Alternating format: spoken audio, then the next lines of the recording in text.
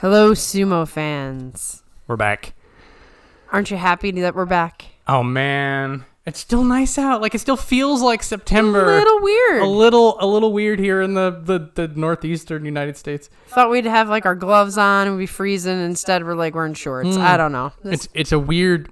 It's like a weird like time paradox going on because like the end of September had a lot of emotions going on, and then it was like September, October, like things were dead, and then partially because we didn't do the wrap up together, like it's in my brain things were like a little nebulous, and then like November came around, the Banzuki came out, and it's like oh that's right, we get a restart. We get a restart, and then like the weather's still the same as it was 2 months ago, and so my brain is like, is it September still?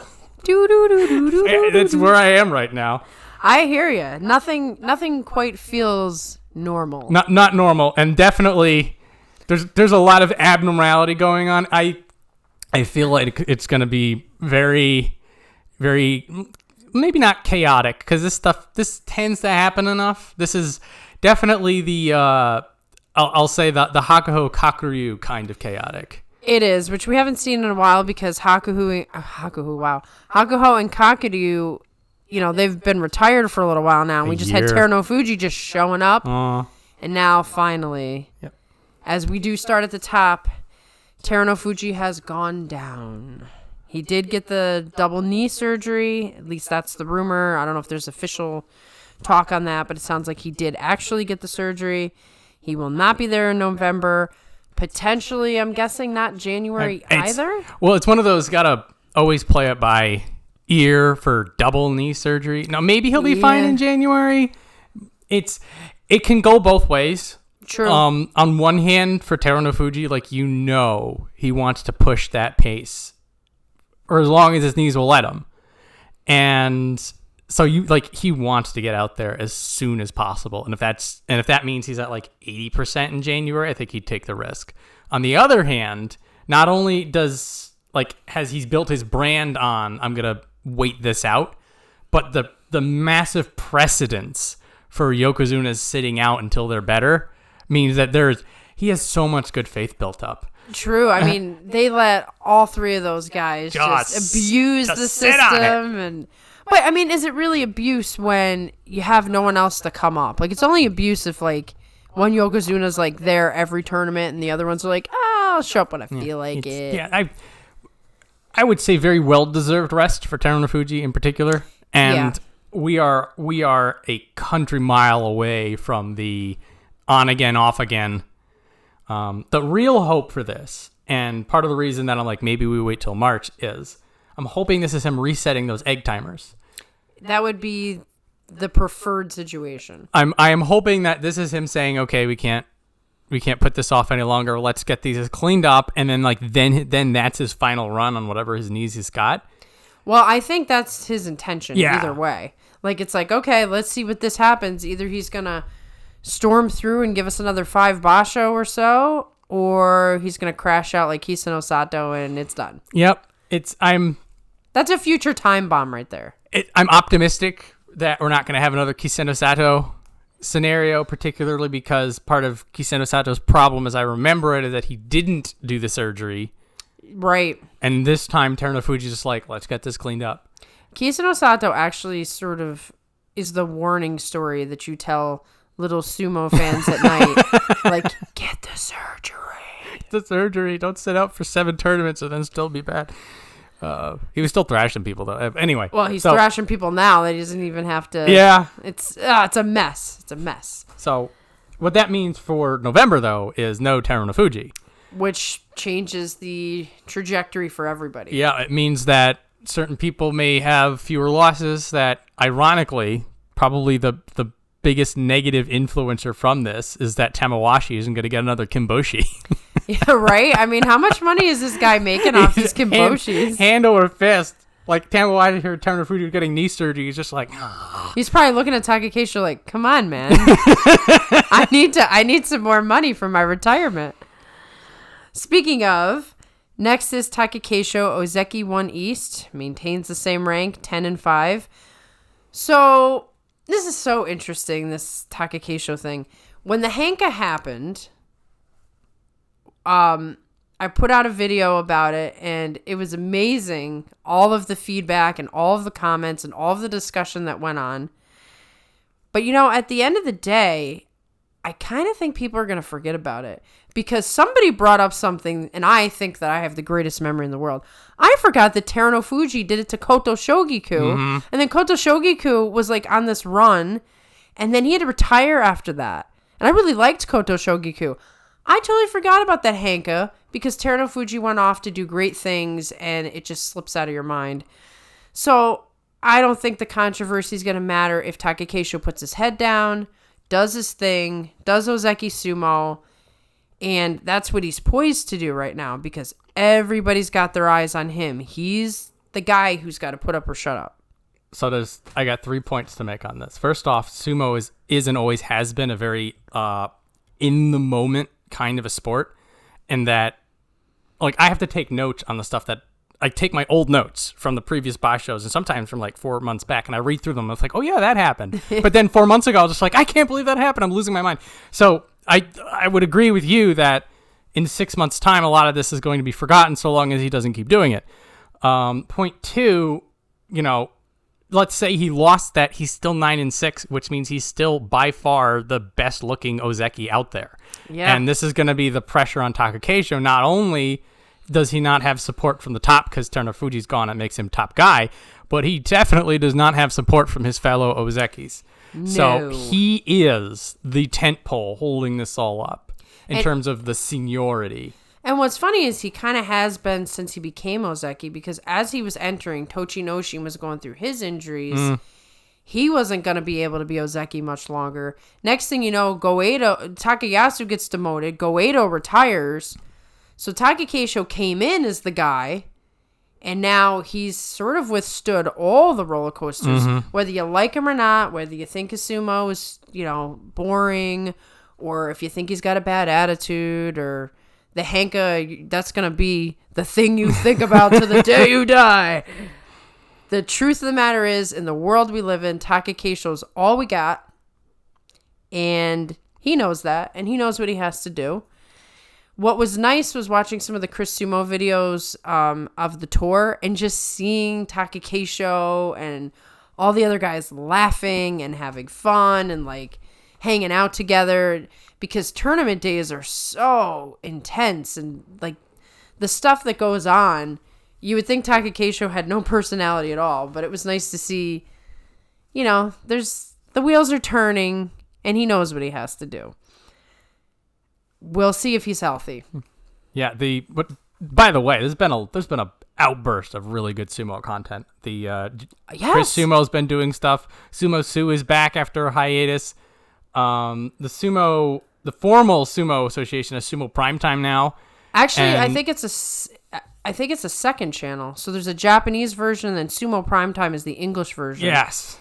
And then, there's a couple other ones out there too. It's people are really getting into sumo now, and there's so many fun channels. Yeah, there's more content, and that makes those drought periods so much better. Yeah, I don't have to think about, wow, I haven't thought about sumo in 2 weeks because somebody's always putting something out. Yeah. Something else that's interesting is that almost everybody on this has been getting new pictures. And Takakeisho got another new picture. Look at that meme. Oh, I didn't even notice that. Check that out. That's he's got the dramatic lighting going on. That's regal Takakeisho. Yeah. So this is point number 3 for me. It just sort of facetious, but they brought him back in. They're like, we need you to give the picture again. And a lot of these pictures are new. Takayasu's is new. They are. So they're getting people back in. They're sort of getting the new photos, the new looks. Ryuden didn't get a new picture. No. he's still on the bad list. That's fine. But yeah, Takakeisho is the man. He's the man to beat. He's the man everybody's going to be looking at. And strictly speaking, Novembers have been good to him. And he knows that. And I know that. I have all the Novembers recorded, and I watch them whenever I'm feeling sad. Yep, I'm that fan. I don't care. So there you go. Oh, Takakeisho holding the cup. Let's watch that again. Anyway, so now we're going to move to a not so happy tale, but maybe a redemption story. Shodai. You were right that he was going to tank out, but I don't think you thought it was going to be that bad. 1-9, I would not have said it would have been that bad. Yeah. So Kadoban Shodai is back. He's looking more Eeyore than ever. He's just mentally all over the place. It really does seem like it's completely a mental situation. Mm-hmm. There's no physical condition that anybody is aware of, and Shodai is vocalizing that he has a mental issue. Yeah. I mean, props to Shodai, I guess, for sort of going out on the sword and for he kept going. For going all these press conferences, for just talking about it, for just like taking that on the chin. So like from a professionalism standpoint, Shodai's not shirking from it. He's not saying, "Oh no, I'm gotten this going." He's just like, "Yeah, I'm trash." He could have avoided the tours too. I'm sure he could have said, "Oh, Shodai's working on his training, and he needs to be alone," and he could have done that. But he went out there. He's facing the music. The question is, have the fans given up on Shodai, or do you think they're still going to have his back when tournament time comes? Well, I feel like he's not a heel. So people who are fans of Shodai are it's just like being pick a sports team that loses all the time. You know what? I'm so out of that now. You used to be able to say like the Bengals and the Browns and stuff. I don't even know anymore. Oh, man. Who the teams are, but I'm getting that kind of a vibe. I totally see what you're saying. Just like I'm a fan of Shodai through thick and thin, and boy, has it been pretty thin lately. Maybe Buffalo Bills. Yeah, something like that. So I think basically what will happen is that people are more like sort of like what's happening with Mitakeumi, I guess. Yeah, I mean they're for different symptoms, but sort of the same underlying problem. That it's just like, at what point, are you mentally going to invest in this? Like, you'll still like them, you still want them to win, but you sort of like, you lose the interest. There's a sort of a fatigue. Fatigue is the right way to put it, I think. There is Shodai fatigue. Even I feel a little bit of it. I don't dislike him though, but I do feel the fatigue of, I don't think I can root for you again. He's been Kadoban so many times. It feels like he's sort of just wringing that wet towel all the way dry. And the 1-9 was so. It's a deeper hole than he's been in terms of momentum. Now, I mean, give him week 2, and maybe he gets another 7-8 wins on the back foot. And then he'll just scrape by. I don't know this time. Or he's going to be Mitakeumi. Yeah. I feel like Mitakeumi, something happened with him. But we'll get into Mitakeumi later. Yeah, there's some tales there, I think. On paper, Shodai needs 8 wins. I don't know where he's going to get those 8 wins. Well, he doesn't have to face Terunofuji. He doesn't have to face Terunofuji. I've noticed that they've sort of forgotten to have those two fight once or twice over the last year. Yeah, that's a good point. So it's certainly going to help that he's not there. But it didn't really affect any of his previous records. Well, Shodai, all I can say is Shodai. Good luck. So next we have the newest man of the hour, Wakatakakage. Maintains Sekiwaki 1 East, 11-4, nowhere to go unless you get that coveted Ozeki spot. So is he officially on an Ozeki run now? Well, with the 11-4, definitely. I'm gonna.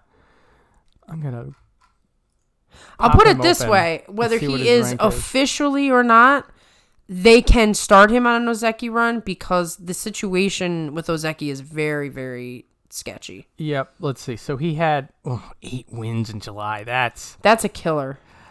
Because right now he would definitely. If he wins out, they'll give him Ozeki. That's what I'm thinking too. Or if he wins the title. Yeah, if he gets it, yeah. So if he's at second place, it's a maybe. If he wins the title, it's a definite. Yeah, if he gets 14 wins, that's 33. Okay. Ooh. Mathematically still in it by the fact that he didn't get a Makakoshi. Yeah. So right, could they go back to the 9 and 6? Nah. Okay. They would be these two. So if he gets the Yusho, like again, 13, 14 wins, Yusho, they might just sort of wave him in. The criteria sort of tends to go both ways, that sometimes people are ready, but they say not yet. Other times they're like, We'll give you a bump up. Well, they might be looking at what happens with Shodai as they're making that decision. That's true. I would, if nothing else, those 11 wins is going to be a strong foundation for a January bid. Right. As long as he continues in this path, he's Ozeki in January, if not now. And that would assume at least another 11-4 in November, and then, if not better, which I think, quite frankly, that's not too tall of an ask out of him. It's really not. I mean, he's one of the top guys. He's not quite as shaky as he used to be, where he might lose to somebody he could beat. But weird stuff happens when you try to go on an Ozeki run. You do, yeah. He does still need to work on that opening few days. Yeah. Most of his 4 losses came in the opening, in the first week, in the first half. Right. You can't afford to be rusty right out of the gate. He has to win on day one. Yeah, he needs. Well, if he's gonna do 4 losses, they can't all be up front. No, it has to be like you lost to the toughest guys at the end. Mm-hmm. You can't be losing to the guys you're supposed to beat. Yeah.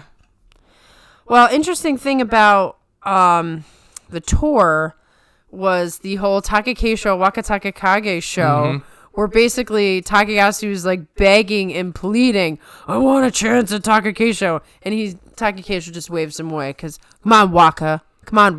2 of them That was beautiful because we need some more rivalries in here. We need some people who they really want to punish each other. They really come out for the fight. Maybe Takakeisho even did that a little bit all right, you got your little cheeky henka in. Let's have some fun. Yeah. I'm still the Ozeki. Yeah, well, Takakeisho definitely, I think, wanted to prove a point. Wanted to put his foot down, and then basically had the authority to make it go as long as it took until he felt like he did. Well, we all know what Hakuho did to Takakeisho when he was going on a Yokozuna run. So, from a positive standpoint also, he knows Wakatakakage's gunning for Ozeki. It's like, well, then you got to go through the gauntlet. Yep. Or you won't be strong enough to do it. There really is. You have to output everything if you want to be Ozeki. Because in some ways, it's harder than being Yokozuna. It's just such an unstable position. You're always fighting for it. You're always fighting for it, and if you get injured, too bad. Yokozuna, they can get injured, take a year off. You can't do that if you're Ozeki. Shouldn't be able to. You shouldn't be able to, but that's the new way. Just the way that you just said it so casually, I'm like, ooh. It's it's the Yokozuna vacation. Oh, boy. Yeah. So, Waka's naked eyes at that Ozeki rung. I feel like he's one of the strongest people on this list for getting there. At least he's got the momentum. He's got the positioning. If you were to say that Waka needs to put double-digit wins in November, I'd say that's not out of his ballpark. No, he absolutely can do it. He absolutely can. So we will see. I hope we have a new Ozeki on the way because we need one. Next, we have his sort of counterpart in a way, Hoshoryu. Maintains the same rank, 7, Sekiwake 1 West, 8 and 7. He's holding on. He didn't dip down, but he's got to do better than 8 and 7 if he wants to go on an Ozeki run. There's something about Hoshoryu that's holding him back. I don't know what it is. I feel like he should be at the same level as Wakatakakage, and yet he is not. And it's not for lack of effort. It's not for lack of focus. It's not for lack of strength. He's been building his body up. There's something off. And to me, that's always a mental thing if I can't see a physical reason for it. This is going to be an interesting hurdle because up until now, there's always been somewhere for Hoshoryu to promote himself. Him and Wakatakakage are very apt that you said that they were counterparts, but basically both of them, now they're stuck there. And there's only one way for them to go any higher, and that's to become Ozeki.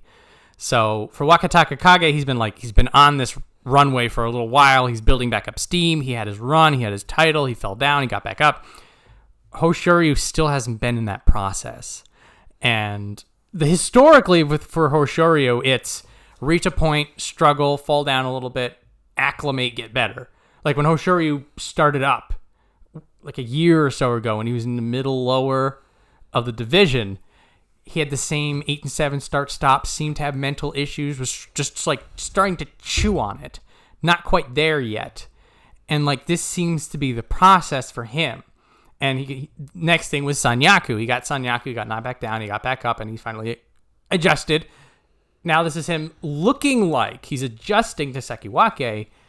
So his big problem is he's going to basically need to go through that whole process without seeing anything different on the Banzuke. It's sort of an endurance test. Yeah, and that's something that I don't think it's beyond him. I think he would rather die than shy away from it. Oh yeah. So he's an intense guy. Yeah, he is. I really enjoy just the second he's in the ring, you're like, man, he's just pissed. He's pissed. If he doesn't win, he's pissed. If he wins, he's pissed. Yeah. It's amazing. Yeah, I would agree that there's a little, I guess, uncertainty as to how quickly or to how effectively he'll be able to build his case. Right, and really the ceiling has something to do with the competition too. Mm-hmm. So if Waka gets way ahead of him, does that actually motivate Hoshoryu more to work harder, like put in that extra bit of training? Sort of aside but connected, on Sumo Primetime, they actually interviewed Hakuho now that he's a coach, and he was kind of showing off what he thinks is important for training. I would think that you really have to push yourself to these like absolute limits, and depending on who's in your stable and depending on who your competition is whether or not you do that extra foot stomp, do that extra palm strike. Does that make a difference when you're tied on day 14? You know what I mean? And for Hoshoryu, a lot of his results have been on the line, either losing by a hair and then falling off, or just not dominating. The dominance, that was the word I was about to use, because that's what Waka has, and that's what he's been like. He will, once he's got that momentum, he just knocked people over. You couldn't deal with him. And for Hoshoryu, he has the moments, but not the stretch, not the whole 15 of here we go. Right. Like you almost expect Hoshoryu to drop a few. Yeah, exactly. He might be more akin to Kiribayama than Wakatakakage, but we will see. Mm-hmm. We'll see. Here's the start of everybody going to Hoshoryu and saying, if you want to go higher, now you need to work 3 times as hard as you did before, because that's the only way up. And so now it's up for Hoshoryu to say, I shine like a diamond under pressure. Let me show you. So this is, it's going to be, this is the trial now. Like, it's going to start in November for Hoshoryu, but this is far from over. It's not going to be a in and out. It's going to be in January, it's going to be in March, and it's going to be in May, and it's going to keep going until either he's promoted or demoted. Right, and we're talking like a big demotion. Yep, and he's in that vice now. Ugh. Well, if anybody can handle it, I think it's him. If anybody would be offered a way out and say, no, I'm staying, it would be Hoshoryu. It would be Hoshoryu. And that's why he is amazing. He can get airlifted out of it, and then he would jump out of the helicopter back in. With the sling on his arm. Yes. He's like, I'm going to fight with my elbow. Don't care. Which brings us to Mitakeumi, whom I think that's what he's missing. Now, I do think also, so we'll first talk, he has been demoted from Ozeki. He's in Ozeki Wake land, where if he gets 10 wins, he gets his rank back. He's definitely injured. There's no question about that. Mm-hmm. But he also, of anybody on this list, he suffers from the, can you push yourself to do one more foot stomp? Can you push yourself to hang in there another hour or go to one more stable or do one more practice session? I think that has been an issue for him. However, we don't know if there's always been some physical reason for that. And, when his back's against the wall, typically he survives. I was a little surprised that he actually got demoted. I didn't think he was ready for Ozeki, but I thought he would maintain it once he got it. Something happened to him in that week, too. The spark died. The urgency died. Like, this was prior to the Makekoshi. Yeah. The wheels fell off the train for Mitakeumi. Now, if he did get injured, or if the mental collapse hit, or both, then... Right. If it could be that the injury zapped his mental strength, because as we always talk about, everybody's always injured. There's just varying degrees of how injured you are. How far it's going to affect you. How much pain can you go through? I mean, Tochinoshin, Ikioi, I mean, those guys, they went through the pain every tournament, but they weren't trying to stay Ozeki either. Mm-hmm. So it could be bad timing in that respect, too. Yeah, so this is a more chaotic Basho. No Terunofuji. No top ranks. I mean, technically, he's part of the chaos. He's causing it.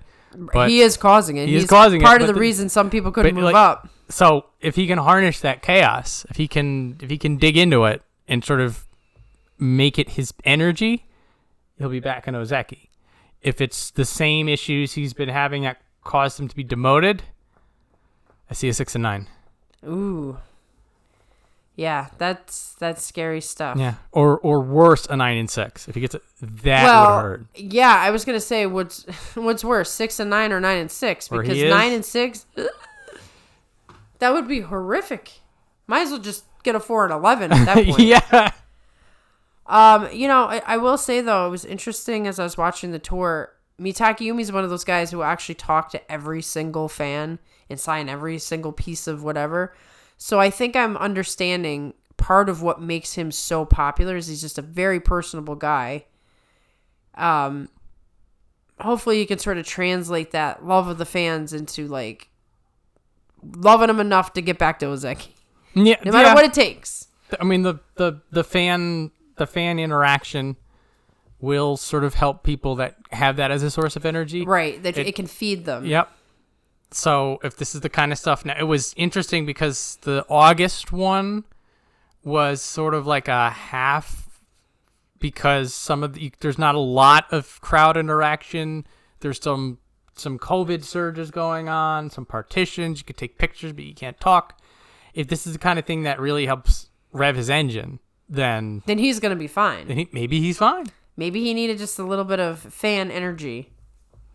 Some people need that. Some people need the fan energy. So this will be a tell, because if the fan energy helps him get those 10 wins, maybe there is that social aspect, that motivating from an external force. Yes. I wouldn't be surprised in his case, but we shall see. Next we have the Yusho winner, Tamawashi, gets a nice little promotion to Komusubi. Do you think if not for the logjam, they would have given him Sekiwaki? I mean... I think Komusubi is about right. I mean, I don't think it's wrong, but it's just... I don't know. It's just one of those things like when the bottom guy wins, he gets like an 8-rank jump. When it's the guy who's close to the top, it's like... Yeah. Worth noting that he gets promoted over everyone else in Komusubi. True. Kiribayama was already in Komusubi, so may have had the seniority. Got it. Tobizaru was in a higher position, got 10 and 5. Daieisho was falling from Sekiwake. Right. So now, functionally, there's not much of a difference between, 4 Sekiwake and 3 Komusubi versus the other way around. Right. I feel like they were trying to resolve the Sanyaku issue and ended up with there being 2 Sekiwake and 4 Komusubi, and then Mitakeumi fell out of it. Right. And so that now was the they resolution. Get all I do up, like that they promoted both Tamawashi and Tobizaru, because I thought they were going to have to choose. I also thought that they were going to get rid of Daieisho. And they kept him in. Yeah. So from the way that the Sanyaku ended up, it does feel very accommodating. Maybe not the right word, but the way that this goes out, it suits the effort they put in. Right. And I knowing them, that was actually the thought process. Mm-hmm. They don't just like shuffle cards and say, okay, here's his rank today. They really detail think. They go in. What makes the most sense in the grand scheme of the group. Part of me also wonders how much of them is whenever a veteran wins a title, gets pushed up to Sanyaku like this, typically it is followed with a downward turn. Typically. And typically is a very important word in this sentence because this time 6 months ago, I would have been like, yeah, maybe he'll touch Sanyaku and get slapped back down. But after the way he fought, the way he won that tournament, the way he just pushed aside a very game Takayasu and said, no, this is my cup. Yeah, it's been building with him for a while, too. Right before the COVID knocked out his, Iron Horse record and all that, he was already acting pretty confident, beating the Yokozuna multiple times. Like, if you can beat the Yokozuna, then why can't you be the Yusho winner? Mm-hmm. And he'd already won once, so he knew what the formula was. He had made a comment that was repeated in one of the Sumo videos about everything comes in threes. Yep. And I honestly can't see a reason beyond something unforeseeable like an injury that Tamawashi couldn't do it again. I would say he's as viable a pick as anyone else in Sanyaku right now. Yeah. Particularly with the mess going on up here. Yeah, I mean, some of these guys have got the weight of the world on their shoulders, so they're focused on their own thing. Tamawashi has nothing to prove. He's just here to have fun. Yeah, he doesn't have to win he's the oldest guy in the tournament, in the upper division. He doesn't have to prove anything. He just gets to show up and do what he's got to do, and now there's no Yokozuna. Not that he couldn't beat him anyway. Yeah, again, I feel like if anything, it's a win taken away from him. Right? Well, that's a good point. It's weird to say that. I feel like, well, we'll see what happens when Terunofuji comes back. Yes. Hopefully Terunofuji comes back a monster and proves to be like such tough competition and put everybody in their place. But at least for a few months. Yeah, I mean, So that's for what Yokozuna's supposed to do. Yeah, so his history dictates, at least recent history, that somebody in Tamawashi's position is gonna get a target on their back and is gonna start going in the opposite direction. They are gonna fight him a lot harder than they did last time. Now it becomes a matter of whether they're picking the wrong fight. Right, because Tamawashi will just like grab you by the throat and that's it, you're done. So yeah, I feel like even if he does end up going down with a 7-8 or a 6-9, like those 6 wins, someone's gonna feel those. Yeah. Someone's gonna just collapse outside of the ring and then do the winded walk up to bow. Yeah. At least once, if not more. Exactly. One of these times we should do like little tiny bets of like who's gonna do the most Nodowas, who's gonna like knock somebody out of the ring, that kind of thing. We'll have to put that together for fun and see who gets the most predictions right. Save bets on Tobizaru going out of the ring the most. Well, we might have to do a bet where it's like the least amount of times he'll go out of the ring. Oh, what's the over number? Exactly. That's more important than whether or not he goes out of the ring. That's an interesting bet. Yeah. How many without going over? You know what? Let's just do that particular bet. We won't try to do the whole thing. Let's just do that right now while we're saying it. Over, under. I would say I'm going to set the number at 4. Over or under? I'll do 5 so that it's a bet. All right. I was also going to do 4, but I'm like, I think he'll go over a little more. Okay, so you're over. I'm going to go under just to be a contrarian. Okay. And say that the new Tobizaru is too serious to go out of the ring. And then we will be revisiting this in the recap show. We got to talk about that later. Yep. Okay, so anyway, we've gone completely off the rails. Time to go to Kiribayama. So he's up from Komusubi 2 West, 9-6. He could go on an Ozeki run. Mathematically, he could with the 9-6. It's not like the 8-7. That's a big stretch, particularly because they don't like you having single digits at all. With a 9-6, they will sometimes do it if you're dominant in the other tournaments. So the big accident is that Kiribayama then needs to be dominant in the next 2 tournaments. That's a tall ask for Kiribayama. He has not shown anything that has shown me yet that he's ready. Well, what that means is in any tournament, it could be like, oh, he's ready. He's ready. Yeah, it can just flip over a switch. The big thing for Kiribayama, who's like the master of incremental small gains, is the last time he was doing the Sanyaku shuffle, he had trouble holding. And that 9-6 was a very convincing, a very active 9-6. It was a I belong here 9 and 6. So Right. Ozeki run, hard to say. And, he can just show up in November and be like, I'm ready. And Right. you never know. I feel for Kiribayama, this is proof that he belongs in Sanyaku, which when you're somebody who's setting your sights not to the stars, but maybe to the mountain ahead, that's the goal you want to go towards. Right. And so once you reach the summit, then you have to look up. Like, it's just, that's what you do. But maybe the summit is still where you're able to go. Yeah. And we just don't know with Kiribayama yet. I think if Kiribayama can hold Sanyaku for a long enough period of time, sort of what Takanosho was doing before he got injured, in that they're actually quite similar in that way. They're quiet, good sumo, not crazy. There's the consistency, and then you build from there. And then, Takanosho sort of shows the downside of that, which is one bad step and you tumble back down.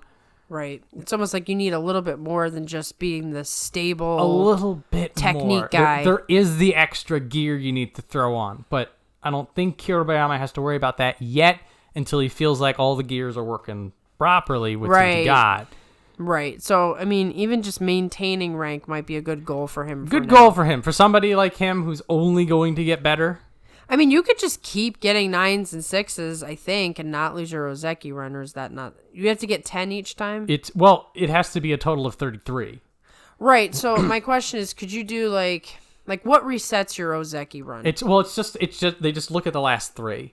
Right. So what would, like, if Kiribayama were to get like 12, 13 wins, then he would have basically the next 2 tournaments to build off of that.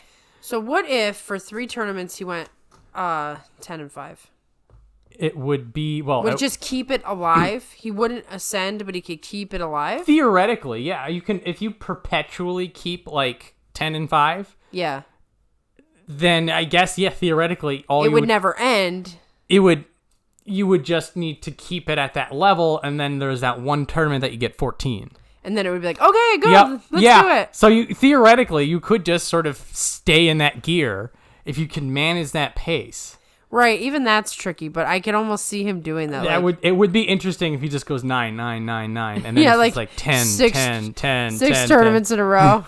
and then there's like the 11, 11, 11, and then after the third 11, like everybody in the Sumo Association looks to each other and just like, I guess that counts. Yeah, should we just give it to him? Maybe we didn't win, but...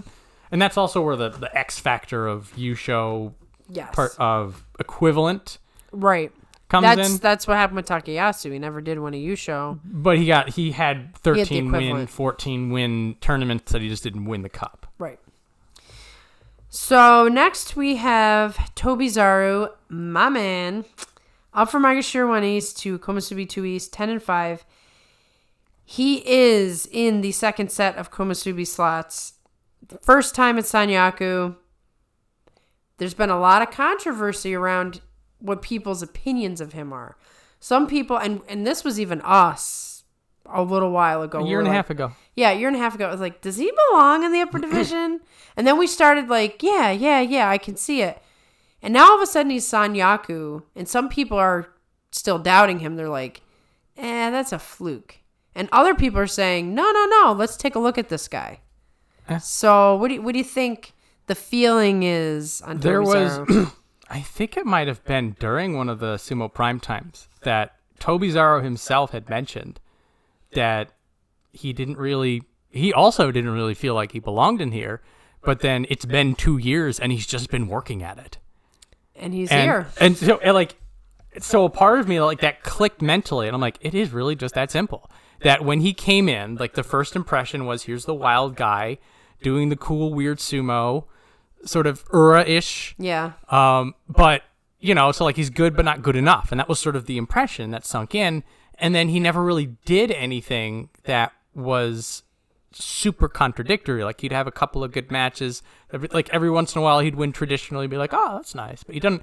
It was so subtle that it wasn't until he got the 10 and 5 at Megashira 1 that you're like, oh, he made it. He's ascended. Right, like Tobizaru? Yeah. Oh. Yeah, I mean, there, like you had mentioned, like there was that point earlier in the year that we're sort of looking at each other like, he's actually doing well now. Like we were both confused, and I think I would agree with a lot of the people that are sort of like, I don't really know about this, because there is that level of like, we felt like he was easy to read, he was clear, he was sort of chill. It wasn't like the Hoshoryu like intensity, like kind of the opposite. Yeah. And so like you look at somebody like Tobizaru and you sort of just like, I'm along for the ride. I think he's along for the ride. No aspirations here. It's fine. You don't need the aspirations. Everybody's just having a good time. Exactly. And then all of a sudden the aspirations show up. Right. And and at first we dismissed them. It is kind of like what you said. It's that simple. Just work hard. You just worked hard. Put your nose down and the results will come. Like, he's sort of the embodiment of that simple way. Yeah, it's just great simple. So his big problem now is the Sanyaku curse. Of course. So I'm actually very curious because I don't know, like both Tamawashi and Tobizaru, the two of them sitting next to each other, like kind of feel like I don't know if history is going to have any bearing on either of them. Right. Like the both of them on paper, they're out of Komusubi immediately in 15 days. No. But, in practice, in context, reading the moment, seeing that both of these guys don't particularly care about trends or math at all. Okay. Yeah. Show me what you got. Yeah. The east side of Komusubi is here to buck the trend. And as we know, the Ozekis are, always falling apart and there is no Yokozuna, so it's kind of open for anybody. If you imagine that we had 3 strong Ozeki, it'd be so much harder on these guys down here. Right. Now it's like, hey, guys, really, anybody can do this now. Anybody can do this now. Yeah. You could be the next guy. Yeah. Tobizaru beats Shodai. Okay. Tobizaru beats Mitakeumi. A little bit more of an ask, but I think he's done that. He can beat Takakeisho, though. If Takakeisho's on, he's not going to. Mm-hmm.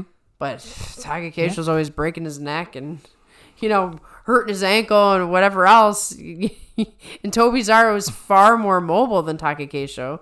If Takakeisho catches him, sticks to him, he'll send the flying monkey out. But if Takakeisho is not quick enough, Tobizaru is going to do his thing, and Takakeisho is going to tire out.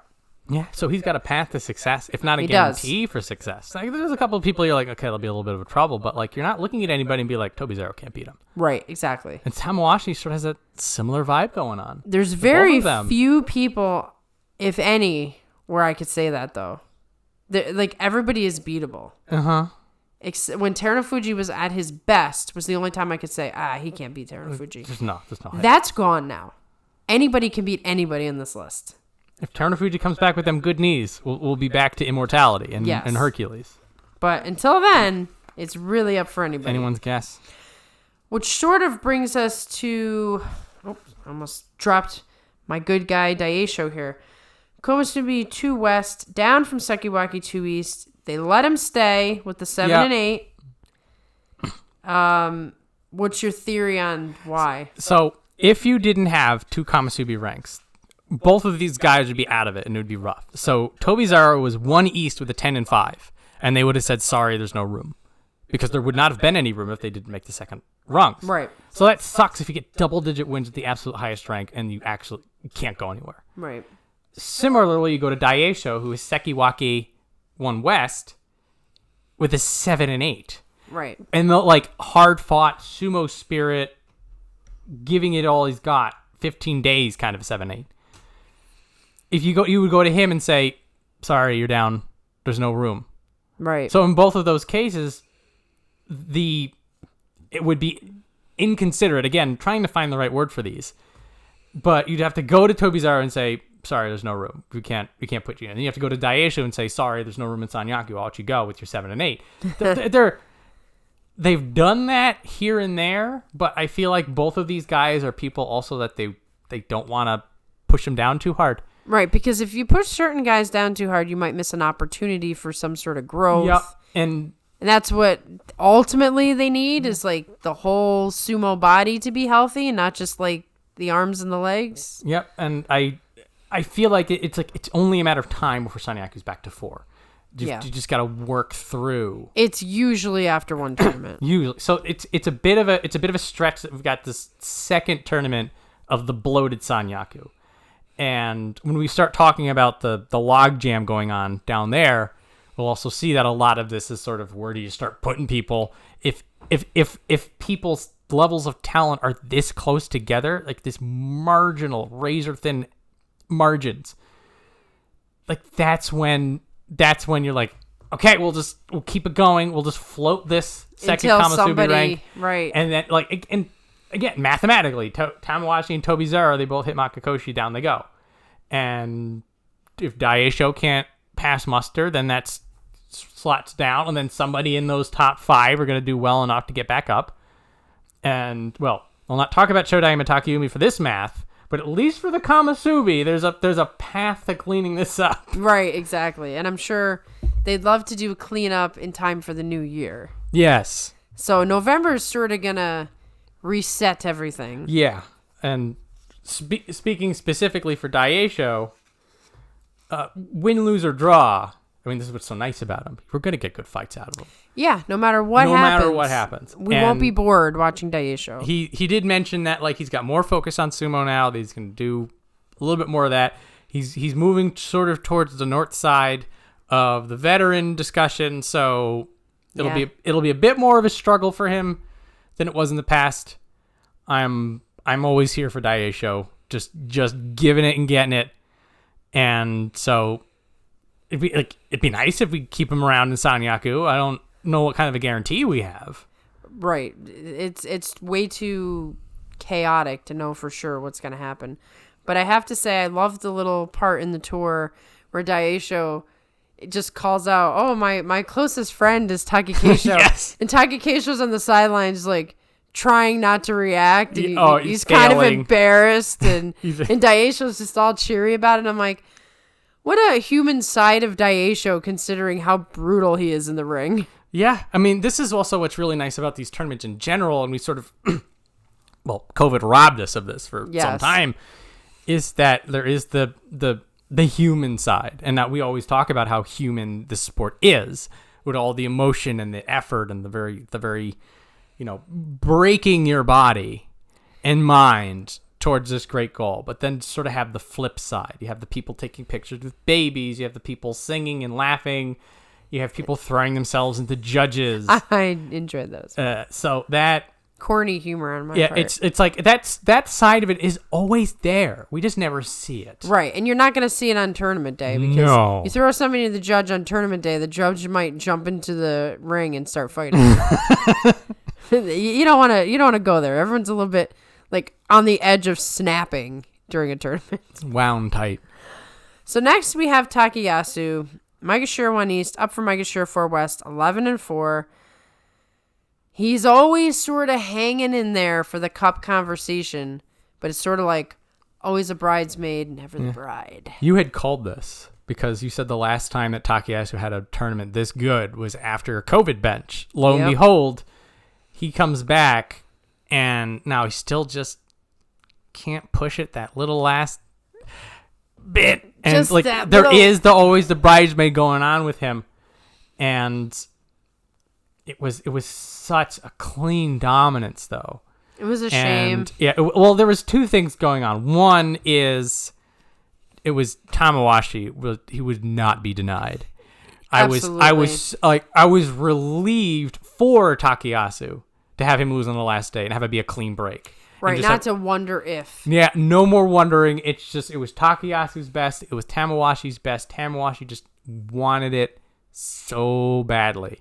Yep, and he has theoretically less time than everybody else. Mm-hmm.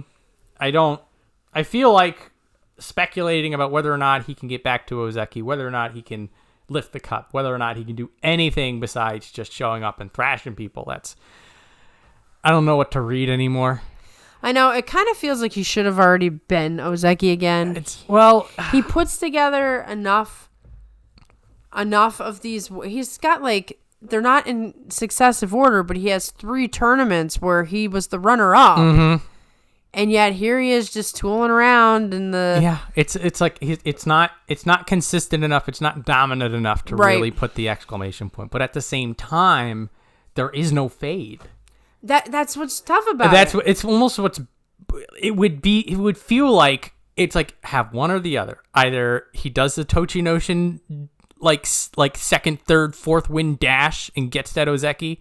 It's just like, or he just fades into obscurity. We would, if we had some magical way that all the rules were gone, I would switch Shodai and Takayasu. In a lot of ways, I feel like the two of them are fighting where the other one should be. Exactly. It really seems like there should be a flip there, but unfortunately, life happens and life doesn't always go the way it should. Yeah, I mean, and it's a weird, almost Shodai's curse. I'm talking about Shodai while Takayasu's going on. I'm sorry. I know. See, Takayasu's being ignored again, John. How could you do that to him? He's almost cursed because he's cursed. Because if Shodai was where Takayasu is now, and then he had the collapse, like nature would take its course. Right. He'd fall down. He'd be able to rebuild, or he wouldn't rebuild. And that's what Takayasu is doing. Like he falls down and then he just rebuilds. Or he falls, or he like has a good tournament and then somebody gets COVID. Yeah. I mean, he's been benched for COVID 2 or 3 times. 2 times, yeah. That's another factor, but it's another. But in any case, I am. I need to, for my own slow walk mental health, need to start just letting Takayasu do his own thing. Yeah, that's another part where he has something in common with Shodai. Like, it's kind of like, you know what, man? I put a lot into this. I'm going to walk away. Cross the street. Maybe just for November, let's end the year with some, like, calm, well, not calm in sumo, but, like, some even keel, nice balanced energy. Like, not too much hope, not too much despair, just enough to say, let's do some good sumo. That's where I'm going towards, particularly for what I'll call the more topsy-turvy. Yeah. We need some stability. Some stability. Towards the end of the year here. Yeah. So, well, if nothing else, Takayasu, just give it your best 15. And we'll see if you can buck the trend of bad performance after good performance. He's going to win the title when we have counted him out completely. Yeah, well, what he needs is to be 17 East. Yes. That'll get him the title. Yes. And then everybody be like, oh, he's Ozeki again. He'll be 38 with a duct taped elbow and he'll win the tournament. And then he'll somehow go on an Ozeki run. He'll be Ozeki for exactly 30 seconds. 30 seconds, fall out, and then retire. Oh man. Retire as an Ozeki though. So like he'll be wild. I'm writing this whole thing down. Because when it happens, I want to say that I said it. We all called this 3 years ago. Exactly. So next we have Kotonowaka, Myogiryu 1 West, up from Myogiryu 2 East, 8 and 7. Part of the log jam. Gonna have to fight his way through just the gauntlet of bodies flying everywhere. Look at this top 5. Tell me who doesn't belong here. Right. By the way, Nishikifuji's coming. We'll talk about him. Midorifuji proved he's worth it. Those Fujis, man. The Fujis are rough. Meisei back in it. Proved doing a little bit of what I'll call the Tobizaru.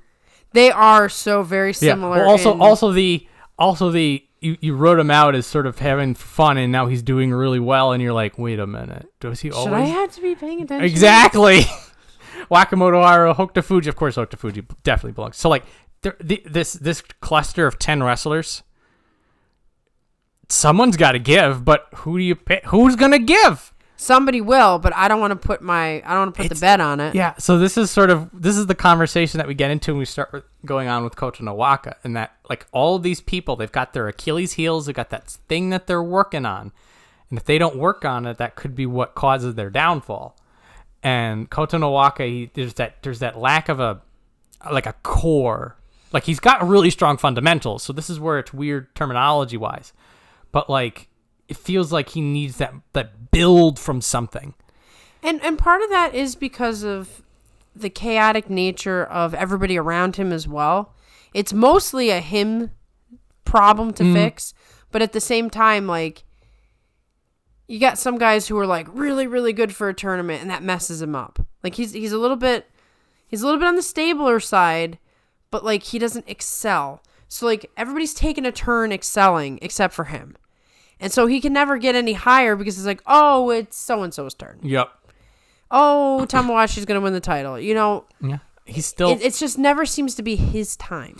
He's still a great test for all these people. And a great test, yes. And because he's so young, him, Hoshoryu, we've got Nishikifuji, all these people, they're so super young and they're so hungry. You're just like, his time will come. Right. But is it November of 2022, Kotonowaka? It's always fun to wonder, isn't it? Because eventually, when you look back at time, it's like, we didn't know what was coming. I know. If you go to Kotonowaka, I'm like, are you really going to get it this time? Is it all going to click? All the signs were there. Already get. You know? Are you going to say I'm going to end this year with a cup? Come on, Kotonowaka. Yeah. It's time to show us the double-digit wins. Well, I feel like he needs that Bunsen burner right now. It's like maybe he'll get there anyway, but the end of the year, like, we always talk about the Stormy Basho in March and the weirdness in July. November is always very significant because of the whole New Year thing. Yes. So the November and the January tournament have their own significance. November this is the last of what I'm going to do, so I want to finish strong. If the rest of the year sucked, oh well, the end of the year was great. And January's a fresh start. So you just never know what's going to happen. Next, we have Meisei, Maegashira 2 East, up for Maegashira 2 West, 8 and 7. Got his Kachikochi. Seems to belong where he's at. But he has been fighting injuries. And, he's got it's dogging him that people didn't think he belonged there. And part of that might be, missing some stuff. September was, I felt like, the most Meisei performance we've had in a while. And so that's really good news, because that means if his injury issues are in the rear window now, he's going to excel. He's going to excel. He'll be back to Sekiwake. Now again, you got to compete with Takayasu, Kotonowaka, Kiribayama, Tamawashi. So he's got a lot of these people have their work cut out for him. Like Meisei is okay, you're ready to go back to where you were. Right, but you got to get through all these guys first. You got to get through all these guys first. I would agree with your note here about sleeper pick. I feel like you can really sleep on Meisei. You could forget he's even in the tournament at all, and the next thing you know, he might be, 11-4. Yeah. So. Yeah. He just needs to keep his pressure going. Just keep that aggression, that speed. He's of the simple mindset as well. Just do your thing. Do your thing. I feel like that's like he can epitomize that. He can make that work. We'll have to see. We'll see where we're at on week 2 with him, because that's the dicey time. Mm-hmm. Next, we have Ichinojo, Maegashira 2 West, down from Komusubi 1 West, 6 and 9. This was the previous tournament winner. What went wrong? I feel like he buckled. There's a lot of pressure on him. He was getting a lot of interviews. He was doing the cup, parades, and you got to go to all the fancy dinners and stuff like that. And I don't know if I'm right about this or not, but Ichinojo seems like a very gentle guy. He's the big wrestler, but he's really sort of a gentle, calmer, chill guy. And that is a lot to take in after winning a tournament. So this is not necessarily a surprise. Yeah, I'm not worried about this. I feel like on some level he just wasn't ready for what he had to do. Yeah. He had to defend the title. He was in Sanyaku, and this is going to be Tamawashi's problem, is that now he's got that target. Right. Now everybody wants a piece of him. And they ate well, unfortunately. Unfortunately. So he just, and I guess I'm not as worried about it because we know that switch is there.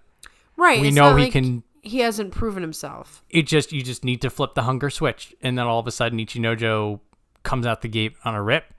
So not a concern, but sort of a, yeah, that happened. Yeah. Oh yeah. Well. Whoops. Oh well. Probably should have seen that coming. Yeah, I mean, I was bitten by the optimism bug, and I thought, oh, Ichinojo, he's gonna finally be the big man in sumo. But it's just, it wasn't meant to be. That's probably it. Maybe he could have, just tied his mental powers down to something and just ran. But sort of that's not what happened. Right. So, if no ifs, ands, or buts are really needed, Right. And if he wants to get back there, well, the answer is simple: get hungry again. Right. You're still the biggest man in sumo. Get mean again. Start chucking people around with. Go train with Tamawashi. Yeah. That's the key. That guy never loses his rests. energy. Yeah. So now we have Ura, who we sort of touched on earlier. He's only up, half a rank. Megashire 3, State and 7. Surprising that he's holding his own up there. I think he's probably surprised too. I would agree with that. Like Ura, I don't know, 6 months ago he was up this high and he got a 4-11. He went boop Boop. And then he got back up a little bit higher, and then he fell down, and then he got back up, and then he got back up, and now he's back up. And I believe this is his highest rank. And before he was 3 West, so basically he was in the same spot. Right, he's just sort of crawling his way. So I'm looking at now that we've seen what happened with Tobizaru. Now, anytime I see something like this, I'm paying attention now. Right, it doesn't mean just because you're a little chaotic and the fans think you're awesome, and that's really why they pay for a ticket is just to watch you, whether you win or lose. It doesn't mean that you're sort of pigeonholed into that role. No. You could become the next big thing. It's like you can just Ura can do anything. Now he's got the same egg timer issues that Terunofuji has, so maybe there is a little bit of a glass ceiling there. That being said, I would never have pegged Ura to be, contender, to be Sanyaku Ura, Yusho Ura. Those are words that interesting. Well, it's weird how people can bend his body in such weird ways and he's not hurt. He really is like the Gumby of sumo. He's flying backwards. His foot is at his ear, and his neck is twisted, and he crashes. And I'm like, oh my goodness, he's dead. And then he gets back up and he smiles, smiling. Oh yeah, that was rough. Better not try that one again. So I'm pleasantly surprised. I feel it's so weird when you have an entire roster of dark horses. Yeah, it kind of defies logic. Yeah, you're just I'm gonna go for the sleeper pick, and then you just have a list of 10 people. You're which one are your sleepers? Which one? Right. Maybe we need to go to the sleeper pick. Is Ura the sleeper pick? The sleeper pick is Atamifuji. Actually, that's correct. Yes, that is the sleeper pick. That is the mega sleeper pick. Oh man, there is actually one. This slumber party goes all the way down. It does. Well, hey, I mean that's the times we're rolling in right now. Ooh. So the best situation is we're gonna get to see Ura and Tobizaru fight more, which is always one of the best matches of the tournament. And we'll see if Ura can ascend and sort of match pace with Tobizaru. It makes an interesting Sanyaku when you have those kind of fighters competing with the likes of Wakatakakage and Hoshoryu. We'll say the more serious fighters. Right, you have this dead serious Wakatakakage who a fan comes up for an autograph and he's like, no, I don't have time, I'm focusing. And then you have Uro who's like, sure, let me do a cartwheel first. I'm gonna cartwheel with this pen in my toes and sign it. So could be very interesting. Next we have Midorifuji, who is sort of a sleeper pick as well. Another sleeper pick. Small man sumo.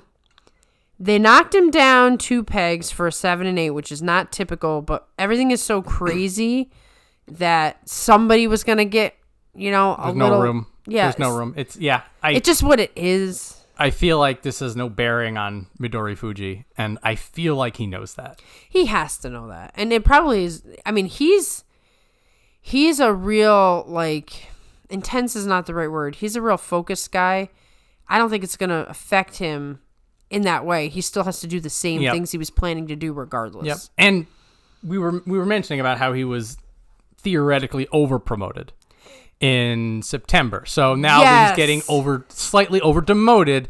So it evens out. I mean, it evens out. The fact that he did a 7 and 8, I mean, we were sitting there thinking he was going to die. Wow. He's going to be 2 wins. That's it. And I still remember just the way he left everything out there. Win or lose, he would just tried every fiber of his beating Yeah. to get those. And to get 7 wins where he was, considering that he was like 8, I guess you're a 10, wherever he was. Wow. Yeah, pretty impressive stuff. Yeah. Would you expect anything less, though, in a way, from somebody who gets to train with Terunofuji? That's true. Yeah. You get to see this.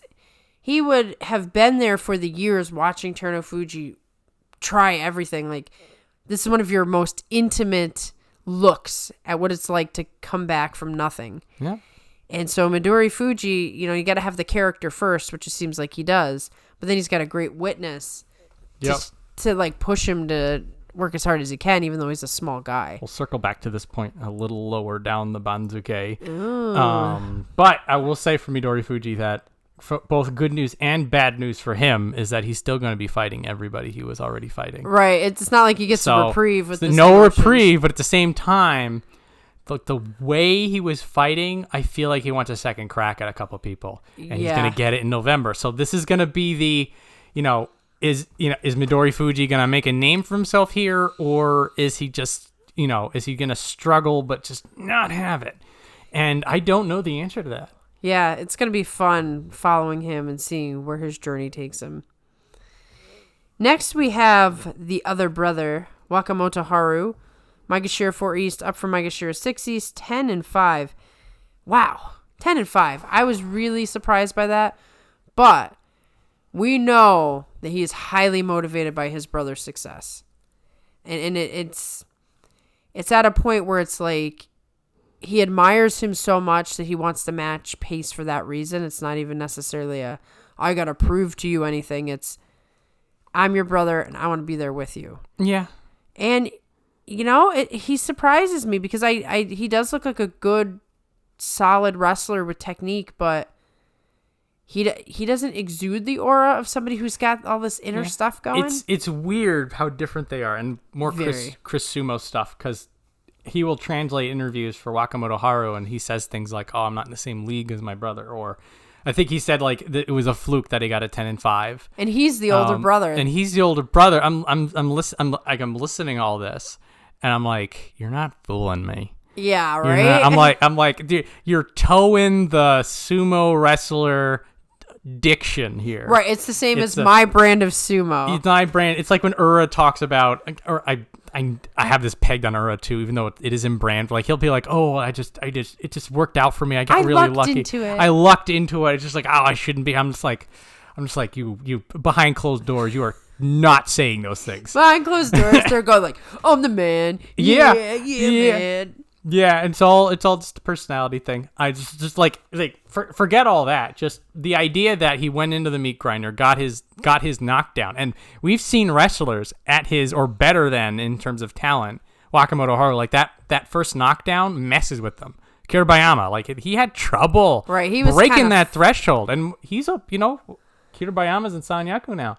Right. Conversely, similar people, Onosho was also like that, just couldn't get it together, and down he goes. Yep. So to see Wakamotoharu say, I'm back in it, it's that mentality, it's the momentum. So from that perspective, I'm very happy to see Wakamotoharu just dive headfirst into this. Yeah, we really need guys who want to be in the thick of things and want to scrap it out and are going to sort of push through even if you think they can't. Uh-huh. We need those sort of stable presences because we're losing so many guys to retirement and, the changing of the guard is here. Wakamotoharu has sort of the makings of a stable veteran guy. He's not a veteran yet, but he'll be there soon. Stable veteran guy who can always affect a tournament. Still, yeah. There may be room in Sanyaku for him yet. Yes, I'm not giving up on that. Yep. I'm just saying I'm waiting. I'm putting him on the wait list. He's on the wait list. And I feel like if he just keeps fighting the way he's been fighting, it's just the results will follow. Right. So next we have Sadanoumi, Maegashira 4 West, up from Maegashira 5 West, 9-6. Sadanaumi's continuing to rise. He was sort of the dark horse for the September Cup. He's in Tamawashi's camp. This veteran resurgence. Yep. You have Sadanoumi, you have Takayasu, and you have Tamawashi. these old guys who are just gonna wreck people. And Nishikigi's in there.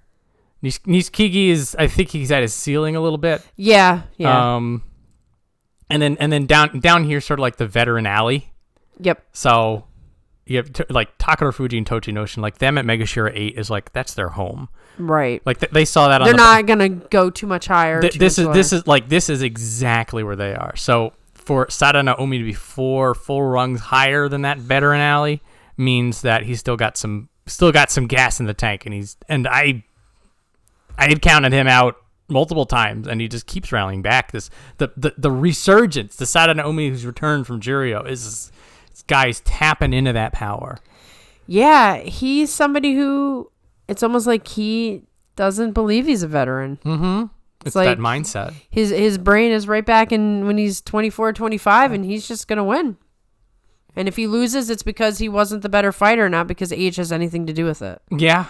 Yeah. I mean, towards that end, Takayasu and Tamawashi being a little higher up and a little bit more consistent, I feel like that tracks with just how good or bad they are at sumo, which is not a bad thing for Sadanoumi, but you're looking around at like all these young hot shots. You got Nishikifuji, you've got who's the other one?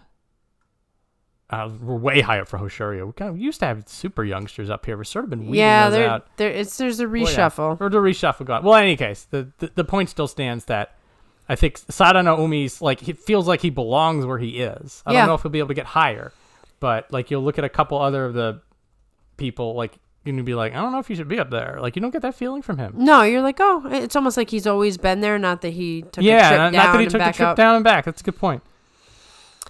So next, we get to talk some good stuff for you, finally, John. There was some dicey stuff, but it wasn't his fault. Hokutofuji, Maegashira 5 East, up from Maegashira 8 West, 10-5, was in the tournament till the very end, until the sketchy Hanka situation. But this is way better news than where your head was at before the tournament. So him and Meisei have similar stories, that it feels like their injuries are behind them, and that whatever they had inhibiting them before was just made worse by the injury. So Meisei had the stress issues, the rough edges, and then Hokutofuji was just cracking his head against that ceiling and just couldn't get any higher. So they already had their struggles. They get injured, they get fall down. For the record, I am hoping that Takanosho also follows his pattern of putting the injuries behind him and getting back to where he belongs. Right. So Hokutofuji at 5 East, I'm like, back in the mix. Let's get it. He's still a little outside of where he had been. Yeah. But hopefully that's like just a temporary issue. And he's got it's the climb back. I mean, he was, double-digit wins got him this higher up. If he gets double digits again, then maybe he'll be back at the 3-2-1 where he was before the injury hit. Did he ever make Sanyaku? Once. Okay, so he did the textbook toe dip. That usually happens, and again, that's the trend that Tobizaru is angling to buck. But usually, you get Sanyaku, you sort of enjoy it for a bit, you get knocked out of it, and then you have to work your way back up. Right. But Hokutofuji's been stuck in that 1-3 for years. Yeah. So it would be nice if this is like the start of, going upwards. The full head of steam will get him back up. Yes. Some again, like there's a few people like right here, 9 East and West. Both of these guys, it's the same thing. Yep. So we'll talk about them in a little bit, but they're a nice for pair. Hokutofuji, 10-5, the skies are clear, the birds are singing, the grass is green. It's 73 outside in November. And Hokutofuji's gonna just snow plow somebody. Yeah. Because you can't snow plow the snow because it's not snowing for some reason. Weird Twilight Zone life. I'm fine with it. I'm fine with all of this. I like wearing shorts. Continue all of this. So next we have Nishikifuji, up from Maegashira 10 East to Maegashira 5 West, 10-5.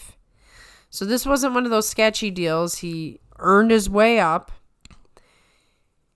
He's got a lot of challenges, and he's got a lot of competition above him. And it's sort of like, where's this going? Like, was this just he was in a good position at 10 East to like make a big move, and now he's sunk? Or is he going to make another big move? This is what we're all going to find out together because there's no way to know. The Fujis. The Fuji power. This guy's got it all. He is Terunofuji with half the body weight. It seems that he's fighting on a good day. Yes. I was super skeptical on him that they gave him a special prize for 3 Fusenshos. But I'm like, okay, fine. Sumo will correct all mistakes. Yeah. Then he gets another 10 and 5. I'm like, okay. Wasn't a mistake. Not a mistake, buddy. Welcome to the top. You've just pole vaulted up like 12 ranks in 2 tournaments. He must be like the big winner in terms of rankings jumps in the last 2 tournaments.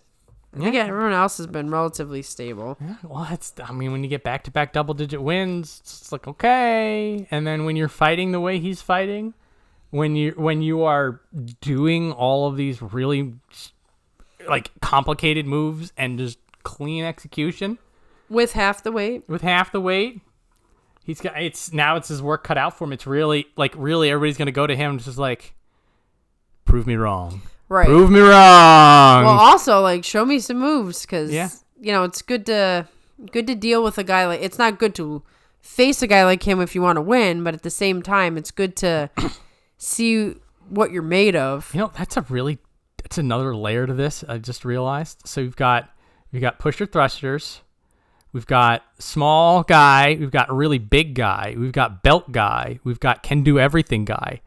So... in this here, you will fight every type of sumo specialist out there.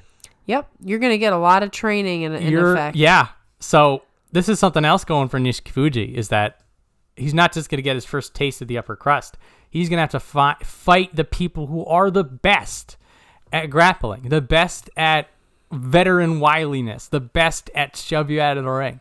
The best at, like, coming up with a Hail Mary win in the last second. And he's going to fight Ura, by the way. Ooh. Good stuff. Which, this is a side, but I've just noticed this. Usually the naming conventions, you know who's in the right state or in the same stable. Here's an exception. Hokutofuji is not in with the other Fujis. Correct. So there's another example where you can't just look at the name. Somebody had brought this up in conversation. You can't just look at the name and automatically know. For the most part, yes. But in this instance, Hokutofuji is nowhere near the other Fujis. He would be served very well if he was in that stable, but I think I don't know. Can you click and see who he is with? He's with Hakaku. It's a big stable. It's a big stable, but doesn't have a lot of big guys, right? I think it's a lot of... He's in there with Okinomi and Kitanowaka. Okay. Kitanowaka's on the way up, by the way. Yes. Okinomi's on the way down. We'll talk about that in a bit. But then a lot of these other people, like you see, there's a lot of Jonidan, there's a lot of Sandanme, so... It's a to-be-built sort of stable. Well, they're cultivating. Yes, I'll say. I mean, I don't know all of them off the top of my head. There could be some like 40-year-old dudes who are just hacking away at it. But God bless them, by the way, because they're the backbone of all this. That's right. You really can't be successful without everybody working together. Not in the sumo world. Nah. So next we have Ryuden, Myogiryu 6 West, up from Myogiryu 12 West. Oh. I'm sorry, I just jumped. You saw the Nishiki. I did. The Nishikifuji in front of the Nishikigi. That threw me off because you were talking about Nishikifuji. I'm just like, we already did him. I was like, no, it's the same name. Oh my goodness. Okay, some of these names are a little too close. They're a little too close. We're just talking about this. Right. Names, you can't get it. Nishikigi, one of our veterans. Myogiryu 6 East, down from Myogiryu 4 West, 6 and 9. Reminder that this 6 and 9 was from Myogiryu 4 East Nishikigi. Okay, I'm going to have you explain this to me. So, Nishikigi, he was at 4 East. He was on that slow rise up this whole time. Winning pretty well, doing pretty well, up, finally hits his ceiling at 4 East. So, it's not that he did badly. It's just that he just found that level where he's at. Got it. And fought magnificently. Like, good wins. Like, even in matches he lost, he put good sumo out. And it wasn't like super overpowering. It wasn't overpowering. It wasn't one-sided. It was just a little too high. And so like this is like perfect Nishikigi weather right here at 6 East. Got it. And it does feel like I'm looking at like the way he sort of like was crawling his way up. In the back of my mind, I'm like, don't Don't let this get you down. It's just these Sanyaku people are savages. Right. Eventually, you're going to hit a point where it's like you just don't have as much in you as they do. Yeah. And, he's relatively fresh back. And, like, I'm just, like, I continue to be surprised with the way that he makes it look so effortless. Like, the way he's handling all this pressure and these people fighting really well, and he just moves with it. Like, it's shocking, because usually it's like you see the veteran Wyatt, like comparing to Sadanoumi, like you can see the struggle with him some days, right? And some, like, whether or not he wins or loses, you're like, he's got to put it on all motors. But like Nishikigi, he hides it, right? You don't always see it with Nishikigi. A couple days you do, but I don't know. I have this soft spot for him, I guess, and some part of me was just like, don't, like, I felt I just wanted to pull him aside and be like, you did really well. Don't look at the 6 and 9. Yeah, just 6 and 9. You'll be fine, man. You'll be fine. Well, I mean, he's gonna face. He might not face all the same guys he was gonna face. Yeah. He might have just sort of dipped just a little bit too low. This is where, like, this is why you say it's a sweet spot. I feel like he's, like, right in the position to do really well. Don't do too well. Well, therein lies the interest. What I'll call Takarafuji syndrome. Yeah. Takarafuji also has that level. That, like, when you're at that level or below that level, he does pretty well. Once he gets a little too high above it, then he goes right back in his place. Yep. Then he can't keep his head above water. So this is a more of a veteran thing. Because, like, if you're younger, I'm talking to you, Onosho, you shouldn't have these ceilings. The enigma. Yeah. But once you hit once you go from Abi to Endo, we'll say, that's when you start noticing, okay, there's some people they have their comfort area. Right. And that's just where they do their best. That's where they do their best. And so, it's good for them because they'll fight well, and it's good for us because they get to stick around. Well, that would be you, Nishikigi, and we will keep an eye on you, see if you perform at the level. Yeah, and he's still fresh. Maybe he just needs to regroup and go back up. Never know. Okay, next we have Ryuden. Finally, sorry, Ryuden. Myogiryu 6 West up from Myogiryu 12 West, so he had a giant jump. That's more of a jump than our last guy. Who was it? Let me do it. Who had the giant jump here? Midorifuji. Yeah, that's what I thought. See, the Fujis, though, they're throwing me off. He went from like 10 to 1, and then Ryuden goes from 12 to 6. Right, that's a pretty high jump. He did have an 11 and 4. Yeah. Also, I feel like Ryuden would have also gotten pretty heavily promoted up there. For Midorifuji, part of it was that he did really well, and also part of it was that it was just a complete mess at the top. Right. And so there was these gaps from people going up and people going down. Where they had to put somebody in certain spots. So he just sort of slipped in the back door. And so for Ryuden, he did just as good, but there's just no back door for him to slip up. So they just pushed him up as high as they could fit him. And, being somebody who got demoted for certain reasons, it does mean that they're going to keep kicking you when you're down. A little bit. Not a lot, just a little bit like, oh, remember, you got to be on your best behavior. Yeah. So he is, I'm looking at him as like the great equalizer. And that we talked about how there's those top 10 people in Megashira's 1 through 5 who are just going to be clawing at each other. Ryuden wants in, baby. He does. So the two things I looked at when I was checking out the Banzuke is where there was room up top. Mm-hmm. There's no room up top, by the way. No. And then looking down to see who wants in. Look at that. Who on this list here wants in? Ryuden, Abi, and Takanosho. So these 3 people here are going to be the deciding factor on who goes up and down here. So I'm looking at Ryuden and I'm like, he's the bouncer at the club. He's going to start throwing people out. Right. And the way that 10-win run that he had at the end of September to just...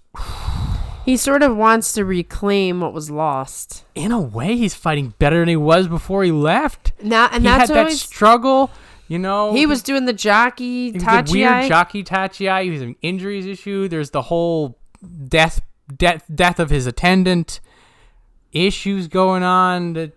The scandal, we won't talk about it. So now that he's back, now that all that's behind us, so now he's back to around maybe where he was when he was dwindling, where he was suffering, trying to put things together. And he's looking strong. He's looking unstoppable. He's a new man. He has 2 bear traps for hands. Yeah, he does. He's something else there. Like, so he's gonna look to all the people above him and saying, "I'm gonna want your spot," and it's gonna be up to them to say, "This is my spot." Right? Are they gonna push him back and say, "Know your role," or are they gonna just falter enough and he's gonna say, "Here I am"? Yep. And he's been away for a long enough stint that he's sort of an unknown factor. And some people might be sleeping on him, like, oh, I don't have to worry about Ryuden, you know. Yeah. So if Ryuden's got what it takes, maybe somebody up there is going to take a tumble. If everybody up there has what it takes, then Ryuden's up for a rude awakening. He will be crushed down just by the chaos of everything. Either way, we're going to have some good sumo. That's the bottom line. That's what it comes down to. For us, selfishly, yeah.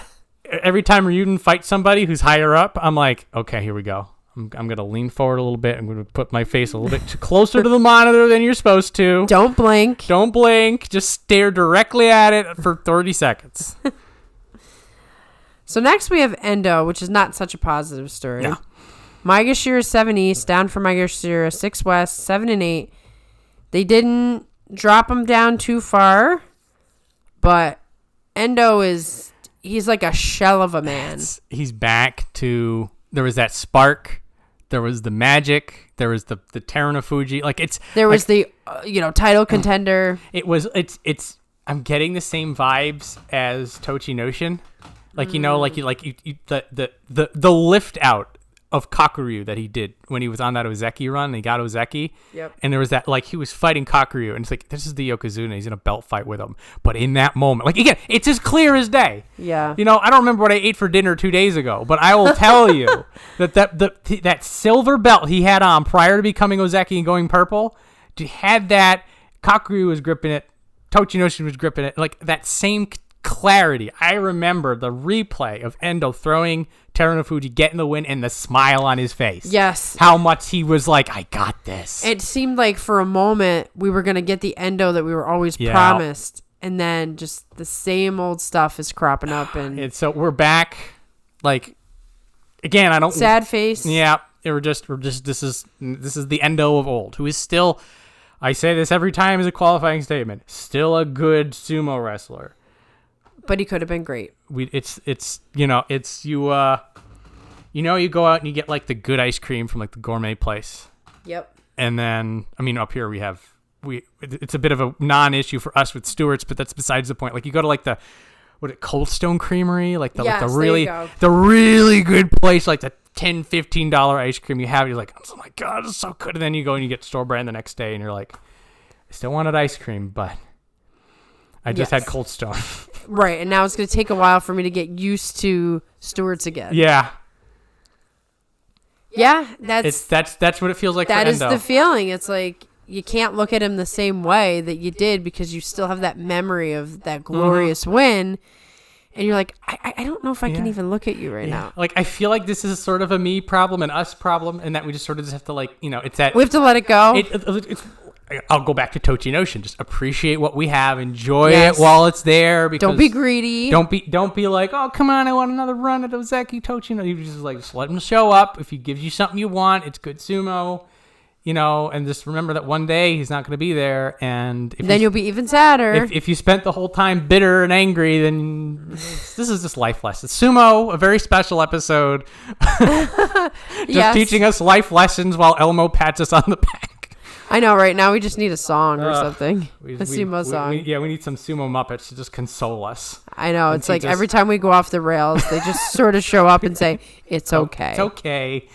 Calm down. There will always be 42 people to fight. Don't worry. It doesn't matter who they are. It doesn't matter. They'll always be good. We can't change, though. This is who we are. We're just too dead set in our ways. Bring in the Muppets. Yep, help us all, and maybe help Endo get 9 wins. Yeah, like a Muppet psychologist. Just kind of show up that speaks Japanese because. One of those puppets, it's got the glasses, but the ones that they bounce off their heads whenever their mouth moves. What happened to us between September and November? We have lost our minds. Oh God. This is what happens when we don't do a proper wrap-up. Yeah, I think we should never... never skip the wrap up together again, because then we're out of control when we get back together. It's wild. All right, Endo, do well. I'm still in your corner. Just please do, because we're falling apart. So, all right, seriousness. Okay. Remember, Myogiryu, he is not a veteran. Yeah, serious times. So we better get serious. Okay. Gotta go. Myogiryu, Maegashira 7 West, up from Maegashira 9 East, 8 and 7. He's trying to stop the bleeding for sure. Moving in the right direction. Right, so he's sort of treading water. But what does that mean? I mean, for Myogiryu, he could always surprise us again. Mm-hmm. He could always just be in the tournament conversation again. He does have that weird, that's a really good point. He has that weird, the roll of the dice factor. Mm-hmm. That there's a consistency of doing well, not doing well, trying to, slowly bleeding, stemming the bleeding, and then every once in a while there's something. He gets that 8-0, 9-0, 10-0, and everybody's just like, what happened? Right, and you forget. You forget, and then he invariably falls up. Didn't he have 8-0, 9-0? There was a year ago. He went on this run, and everybody's just like, what's going on? And first he went to the practice sessions. They were the first ones in a while, and then it's I like these. And then I thought, oh, this is a new thing, so it's going to turn into a thing, and then it's fell apart. Yeah, so the more Myogiryu we get, the more rolls of the dice for the crazy awesome to happen. And more rolls of the dice for everyone else. Because it's here you are just scraping and clawing for every win. And if Myogiryu happens to roll a 6 today, guess what? Your chances are done. Yep. He's gonna the hand of fate has decided. Yeah. Don't call him a veteran, all right? Nope. So more Myogiryu is good for us, maybe not good for other people. Right. I mean, at the end of the day, they want wins. I guess. At the end of the day, I just want to have fun. So, as a fan, I can be greedy if I want. We can be all greedy as we want. We don't have to go out there. So, next we have Takarafuji, Maegashira 8, down from Maegashira 5 East, 5 and 10. This is sort of the thing that's been happening for a while with him. This is not some surprise. This is not necessarily indicative of anything. Like you were saying, he sort of belongs in Maegashira 8. Mm-hmm. So whenever he gets a little too high, nature takes its course. And then when he gets a little low, we all sort of hold our breath and we're like, "You're coming back, right?" And then he does come back. And then we're okay for and a then while. And then we exhale. But right here, it's sort of just no problems yet. The waters are clear. And then if he does another 1 and 8, then we're like, oh, back on it. Right, because we're always worried about, some guys, they're on their way out. Like Shohozan really, that was a collapse. Yeah, he just, you knew. Mm-hmm. There wasn't what happened? It's oh boy, yikes! Don't look over there. Takarafuji's going to be the quiet retiree. All of a sudden, you're going to look at the Banzuke and they're going to say, retired. And you're like, what? So you always get worried when you start to, you're almost trying to read the tea leaves or something. A little bit for him. I think we got to chill on that because there's no predicting. Yeah. Well, for now, we're fine. Yeah, we're good. Fine. No retirement messages as of today. So everything's good. Yes. And I expect him to, unless he's injured, which I don't know, I expect him to perform ably at Maegashira 8. Yes. Next, we have Takanosho, Maegashira 9 East, up from... Do you skip Tochinoshin? Oh my goodness! What is going on with you today? I told you, something has... I know what it is. Daylight savings time. That's true. That was yesterday. Throwing us all off. We're off an hour, and I'm confused, and I lost the ability to read. So let's bring it back. Okay, bringing it back. Tochinoshin, one of the most popular sumo wrestlers of all time. For you to skip him. I'm just skipping... the man that everybody really wants to know about. So some of this is my fault. I'm jumping all over the place in my analyses. But anyway. Yeah, you have been throwing it off a bit. I've been throwing you off. You're talking about guys way down here, talking about guys way up there. A lot of things are connected today in November. It's a very conspiracy theorist. It is. You look up there and you see this, you go down there, you see that. It's a lot of that. I think you're just covering for the fact that I can't read, apparently. A little bit. I'm trying to jump on the grenade a little. I appreciate that, John. That you're not just shoving me out there for the criticism, So, Tochinoshin, Maegashira 8 West, down from Maegashira 8 East, 7 and 8. This is the type of demotion he's been getting. He sort of just hangs out there. He's gotten a couple of Kachikoshis. He's gotten a lot more Makikoshis. We're just trying to hang on to him for dear life, so... I mean, he's sort of found his comfort zone his new style of sumo. Yeah. And he keeps... There is something like every time the engine stutters, like he has a way of like getting it back up. So like he'll fall down and he'll be like, oh no, I gotta do something different. And then he does something different. He fights a little weird or, mixes it up. Somehow he shuffles the deck and he's back up. And so now it's... But he does this thing. He does 7 and 8 and 6 and 9 and gets these very gentle demotions, like these little half-run knocks down. And then it's only if like he gets double-digit losses that there's ever really any problems. But even then, it seems like the Sumo Association is very favorable towards him any chance they can, which proves how popular he is. He's a good guy. Because like if he was anybody else, he'd be in Juryo by now. Like, because I think once Tochinoshin gets to Juryo, he's not coming back. Probably. So he's been spared Juryo in the way that they've done the rankings many times. So that tells you, like, Tochinoshin, he is highly sought out. And he's probably highly respected as well. You can see in these, during the tours, Tochinoshin really guiding the young guys. And especially, like, any of the new guys coming in from other countries. He's got that perspective, too. So, as we always say... Oh, I enjoy this comment that you put. A pleasant way to end the year would be a tochikachi. Tochikachi. Well, that's certainly a new phrase that I want to take and use many, many times. Yes, I would love a tochikachi as well. But of course, you never want him to win too much. Him staying where he's at is perfect for him and perfect for us. Perfect for everybody. And he always throws a sky crane in every once in a while. Yep. When he's like really not winning the match, he's like, the knee's all right. Yeah, I was like, this guy's kind of light. I'm going to do 2 or 3 of these tournaments. I'll throw it in. So I can't do it for 15 days, but I can do it at least 4 times. Yeah, we're fine. He probably misses Enho. Poor Enho. I miss him too. Nishikifuji just went right past him. I know, right? So now, I'm on track. I'm reading properly. Takanosho, Maegashira 9 East, up for Maegashira 10 West, 8 and 7. He is struggling. Yeah, an 8 and 7 for him this far down. 8 and 7 used to be what would happen to him in Sanyaku. Yeah. So now he's on our, danger list He's just, if those injuries are gone, like we're hoping again, it's just like another 2 months of healing. Is that does enough? That make the difference? Is that going to get you a little better? Technically he's still like, who's gonna, Koto Shoho, God bless him. What are you going to do? Right. I think he might actually beat him last time, actually. That proves my point. Something has always been a little messed up with Takanosho in the sense that he never looked very hungry to me. And now he's dealing with all this adversity. So it's sort of... That's a good point. Can he overcome all the things? It seems like there's multiple factors. There's the injury, but there's also getting demoted so low. Yeah. He's got to have confidence issues at this point. And here's where having a high-profile stablemate can backfire on you. He sees Takakeisho go through everything, and somehow Takakeisho's still there. And he's not doing the same thing, so you wonder if... his confidence is struggling, and you start to try to do too much and change your style a little bit, and then that falls apart.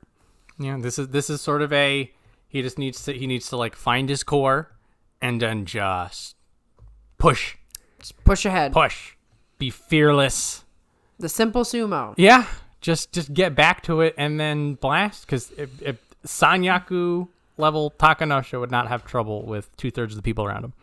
And the thing is, being a pusher thruster, a lot of people focus on the fact that it's, one-sided, boring, not enough variety. It's the hardest type to be successful at. Mm-hmm. So in some ways, it's, an overachiever is a pusher thruster because you have to be the strongest guy who's stronger than everybody else.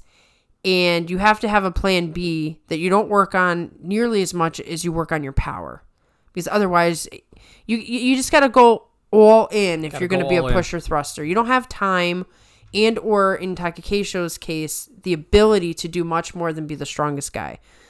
So Takanosho has the weight of the world on his shoulders if the injuries affecting his power and or the confidence. Like, you have to believe I'm going to get in the ring and I'm going to blast this guy 6 rows back.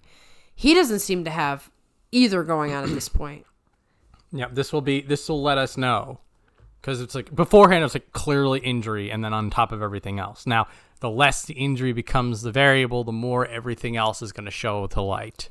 Right, and for some professional athletes, injuries wreck them just mentally. Yep. Yeah, permanently. They can never, they keep reaching for the status they were at, but they don't remember where their heart was at when they were at that status. So I'm a little worried that that's Takanosho. But November's a new tournament, so yep. Time to put all that behind them and end strong. Yes. Next we have Abi. Now he was the one who fell. They threw him. Woo! Down from Komusubi to Maegashira 9 West. He did miss the entire tournament. Do we know what injury it was? I think something on the arm, elbow, maybe. That's a tough break for him because he needs the elbows for his style of sumo. Abi was sort of fallen away anyway, so maybe as long as his injury wasn't too serious, maybe he needed a full tournament off to get his head together. Could be. I'm very silver lining when it comes to this for Abi, because I feel like he knows that he can prove his stuff. Like I feel like that prove your worth is still there for Abi. So like where Takanosho, where's the motivation? Like for Abi, it's just like there it is. Right. It's just a matter of him getting his head around it correctly. And, beforehand he had like the super serious approach. I'm watching film. I've got this in the bag. And then that clearly then that crashed against the shores a little bit. As soon as people started talking about Ozeki runs for him. Then he sort of ran out there. So maybe he comes back. Conservative, maybe a 9-6. Because if he's still injured. But then, like a fresh build after this, then maybe the expectation won't be as heavy. And by then, we're going to have a bunch of other people who are making these rings. Now it's Wakatakakage. Now it'll be Nishikifuji.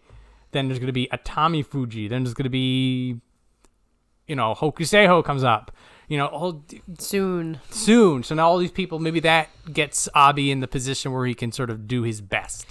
Yeah, a lot of factors have to sort of fall in place because if his arm is not fully recovered, he's going to lose a lot. Yep. So I won't even comment on what I think is going to happen until after day 3. Yeah, give him the opening third. Yeah. 3 to 5 days to see how his arm's doing. Because you could be tentative on the first 2 days and you can come back. You could storm back after the first 2 days. Usually day 3 and day 4 tell you where this person's going to go, unless you're Shodai. That's just what it is. So hopefully he is healed up because I really enjoy Abi and I like that he sort of throws a wrench in the whole chaotic. He does. I mean, the fact that he fell out just shows you that's what happens in the logjam. A guy who you thought was for certain going to be in that conversation, he's gone now. He's gone, and it's going to be until January. Yeah. Where if he has to do well now, and then in January we can talk about him trying to get back in. The only way to really reclaim your role in these situations is to win tournaments. Yep. And that's the hardest thing in the world to do. But anyway, next we have another one of your favorites, Aoiyama, Maegashira 10 East, down from Maegashira 7 East, 6 and 9. Is Aoiyama on the watch list?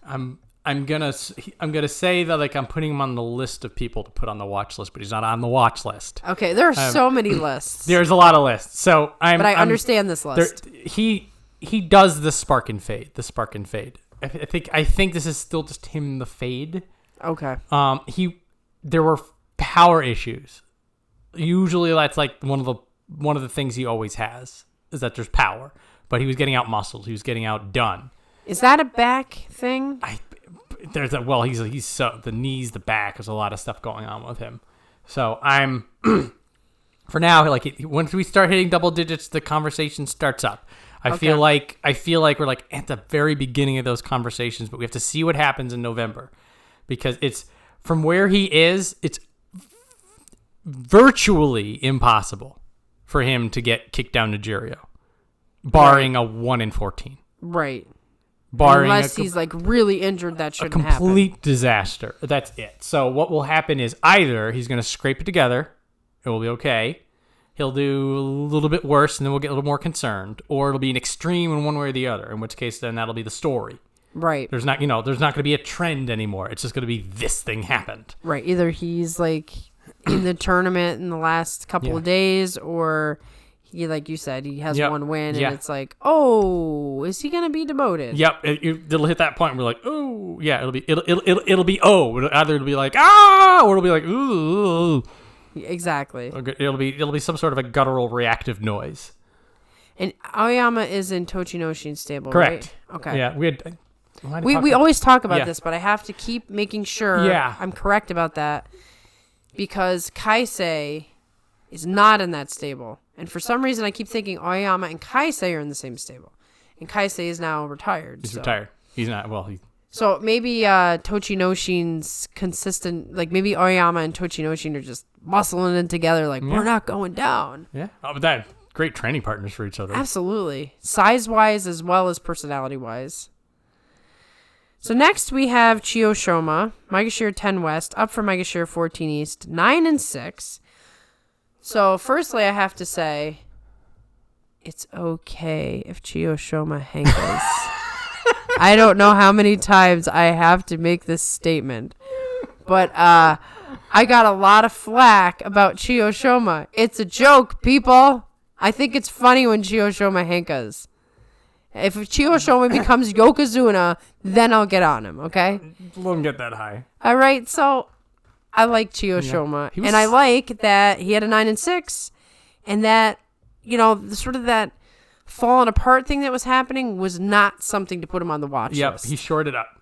He was at 14. We're like, ooh, boy, you better get it together. He's just like, okay, I'll get it together. And then he goes on a 7-2 run. So, and now he's a veteran, but like, how can we see the age for Chiyoshoma? Because I see the age of him. He's sort of like Tamawashi. He's a little ageless. I can't. Hard to tell. You look at him, you're like, are you mid 30s? Are you early 30s? 91. So he's 31. Okay, so he is not really a veteran. Like, once you hit 30, people start having the conversations. Yeah, he's not. Yeah, it's not until 33, 34 where it's like you're a veteran. He's a similar age to Daieisho and Endo. So he's in that camp. So he's got time to, he doesn't seem to have the issues that some of the other guys have. Yeah. Like, injuries aren't as big of a thing for him. So he can just sort of like tweak his mind, tweak his bag of tricks, and then go from there. Mathematically, he's got a few years before we're even talking about that. I mean, Tochinoshin's 34, 35.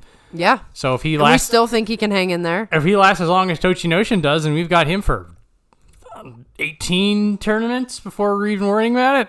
Oh, good. You better stay in the top division, but Right. It looks like he's doing what he's got to do, and he's got to throw that wrench in the plan. The wrench in the plans. Throw some people, throw some bodies. Throw some hankas. Yeah, by the way, Tamawashi, guess what you're going to get? Hey, he's within range. It's true. He's within range. It's true. Wait a minute. Okay. Got to go off the rails again. Okay. Another bet. How many hankas will Chiyoshoma do? 3. Okay, so you're setting it at 3. I'm going to say... I'm going to say under. Okay. I'm not going to be a jerk. Okay. I feel like I'd be a jerk if I said more than 3. Well, that's fair because I went over on Tobizaru, and now you'll go over, or I'll go. No, wait. So now you're saying I should be a jerk. Never mind. Okay. Wait. I forget what I... We're going to have to go back and listen. Okay. No, I'll go over on both. I'm the extremist. Okay, you're going to be the extremist. I'm always with the biggest dream, with the biggest nonsensical nonsense. When we are done, I'm going to go back I forgot already. And listen and write it down, because I will be doing some live streams to which I will bring some of these up. Because when it hits a certain threshold, the answer is there. It makes sense for me to say Tobizaru would go out of the ring more. So I think on both these cases, I'm like, I want the more crazy. Okay, so you're going to say more than 3 times. Yeah, I'll say 3 or more, and you'll say less than 3. Yes. Okay. So I'll be sort of the moderate here. More moderate. Chiyoshoma doesn't need these tricks anymore. No, he's over it. Yeah. Well, down this low, he doesn't need any of the trick. And I'll be like, you better throw. And once again, it's just a joke. Anyway, I'm moving on. Okay, let's make sure I'm on the right page here. We are. Because I've been screwing up. We're now at 11 East. Okay. Get my head in the game. Onosho, Maegashira 11 East, down from Maegashira 7 West, 5 and 10. We've kind of already touched on this. A little bit. There's no reason for this to happen. There's a reason, but it feels like there's no reason why Onosho should be up and down like this. Yeah, it's there's something about it, me seeing it this time, because we were talking about like, okay, Onosho, it's time to prove your stuff, and he proved it with a 5 to 10. I think it was like maybe a year ago we were still giving him like, oh well, this get time, yeah, like it was this weird, like, because he was at Onosho like 3, 4, 5 doing the Hakuho strut back when Hakuho was still fighting. Right, it was like entertaining. Back then. We were like, okay, I can get behind mini Hakuho. Yeah, we're like, we get behind this guy who's a young up-and-comer. He won the Hakuho Cup. He had all this stuff going for him. And then, like, he starts spinning his wheels a little bit. We're just like, oh, no, just get it together. And then he never got it together. I think we might need to create a Shodai list. Oh, no. An Onosho with that unfortunate name is on the Shodai list. It's Shodai, Onosho, and Takayasu. Yeah. I think we're ready to put Takayasu on there, but he could fall off it at any time. But it's like these are the guys that we're just fatigued from being optimistic. I'm fair with that.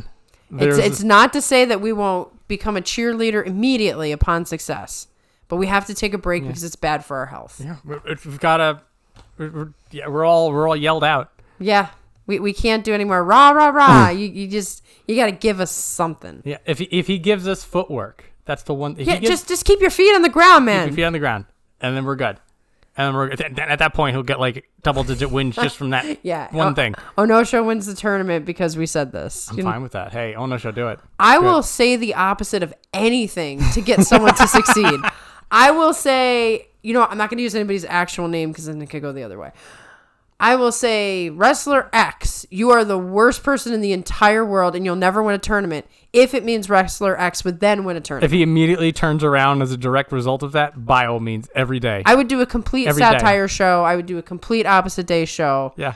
But unfortunately, it doesn't work that way. It doesn't work that way. I just imagine like Onosho just listening to this podcast. He doesn't even understand. He wouldn't understand it in English anyway. And he's just sitting there. And then when it's done, he stands up and just like, I've had enough. And then he just goes. It would be worth it. I could die a happy person. Oh God! If such fantasies were true, and then we get a random email from a Japanese address, and it's just the Onosho clip, and then it's a Google Translate. It's just like, you were wrong. Yeah, this is what I think of you, John and Maria. Who do these two fools think they are? Doing? Oh, come on, Onosho, let's go. Yeah, send that email when you're done. Yeah, the point is, pick it up, man. Pick it up. Pick it up. Okay. I'm reading good now. Koto Shoho, Maegashira 11 West, down from Maegashira 11 East, 7 and 8. What is there to say about Koto Shoho in terms of he's got all the personality in the world where it seems like he's going to make his mark, and then it doesn't happen. There's some consistency issues with the sumo. That could be it. He's got the exact same problem that his fellow stablemate Koto Echo had. The two of them are, like, if you remember, like a year or 2 years ago, we were talking about Koto Echo being lost in the forest. Yeah. And then Koto Echo found his way out, but now he has his own problems that we're not going to talk about yet. He's lost in the forest. It's the same, somewhere outside of the Sado Takake stable. There's this, like, forest full of, like, enwreathed in mist. And then the wrestlers just walk into it and they get stuck.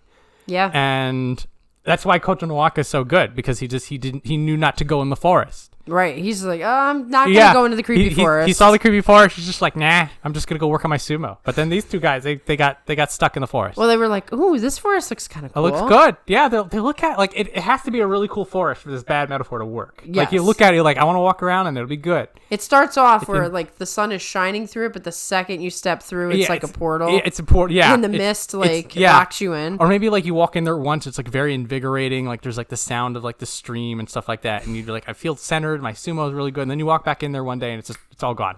It's like, you lied to me. Yeah. You tricked me, Forrest. Yeah, so the Forest of Treachery and Lies is right outside their stable, and now he's in it. Yeah, and I mean he's hanging in there.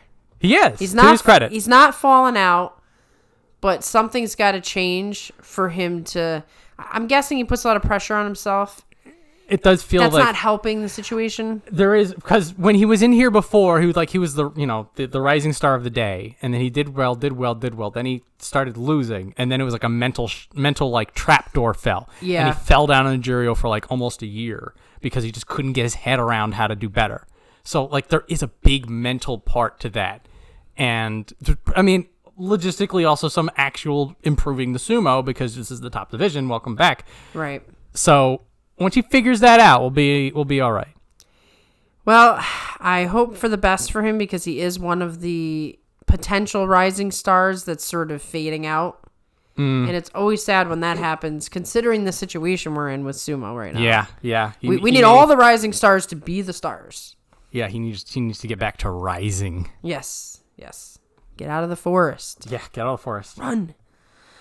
So next we have Koto Echo, Maegashira 12 East, down from Maegashira 9 West, 6 and 9. Koto Echo is starting to sort of show the sumo that he had before, where I was starting to question. A little bit of that, I think, yeah. It's a little bit. It's not, like, I think it was about a year ago, I was like, Koto Echo doesn't even look like a sumo wrestler right now. It's almost like he was doing other types of martial arts. And it was failing miserably. There's sort of a hint of something going wrong again. It's weird because it felt like he had it all figured out. He got out of the forest, and like he's still doing all those things that he figured out. Nothing's changed there. It's just like he's doing all of his stuff, but now he's losing for some reason. Right, and so it's like, is it that he just stays the same and he needs to elevate, or is this a luck thing? I mean, he's a small guy, so no matter what, the small man sumo is always tricky. Yeah. But it doesn't make sense to me. It's like, for Enho, like, the arms race got outside. Like, you looked at Enho. You could see him getting crushed. You could see it, like, it made sense for Enho. He was doing really well, and then people figured him out, and then he just got crushed. Yep. And so, like, there was the path. And so, like, for Koto Echo, like, he figured it out. Now he's figured it out. And then, like, narratively, you're like, okay, now you should start doing better, right? And then he's 6 and 9. You're like, no, that's not how this works, guy. Where's the pattern? Right. There's no pattern. No pattern to Koto Echo. So I think we should pay attention to how many times it looks like he was just not in it. You know, like either he was up too high or the footwork was messy versus he just got out muscled or out sumoed. Yeah, I mean, that's sort of, there are some times that he just loses the Tachiai or he just got outplayed. The Tachiai might be the area where he's losing the most. Probably. I would say if I had to pick something, that would be that. Yeah. And I mean, it's a cold reality that we've got this, we constantly have influxes of new people coming in. Right, so you're always dealing with different new people, types. Different people, gotta keep evolving. So if Koto Echo just can't keep up, then that's what it is. That's the song of him. Right. He seems like he's too good to fall out of the top division, but this point it looks like it could happen. It's becoming a reality, which is weird because we don't see it. Once all these veterans are gone, it's going to be harder to hide. Yeah.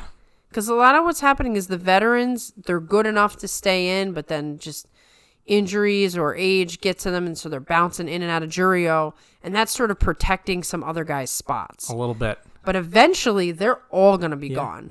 There is this weird, when you're at the bottom, it's not that if you're bad, it's just you don't be the worst. Exactly. And we're going to talk about that with Hirodaumi, that sometimes it has to do with everybody else around you being in a worse shape. The interesting thing about sumo, how it is both an individualistic and collectivist sport at the exact same time. Simultaneously. Yeah. So next we have Chiyotairyu, speaking of these sort of bouncing up and down veterans. Maegashira 12 West, only down from Maegashira 11 West, 6 and 9. They did show him mercy in the demotion, but I will say this. We thought Chiyotairyu was going to just completely fall apart, and somehow with a little bit of help, he's still there, but it's only a matter of time. He does not he does not show the Tochinoshin second wind thing going on. I don't like it. Seems like he's just like holding on to that cliffside for as long as his fingers will let him.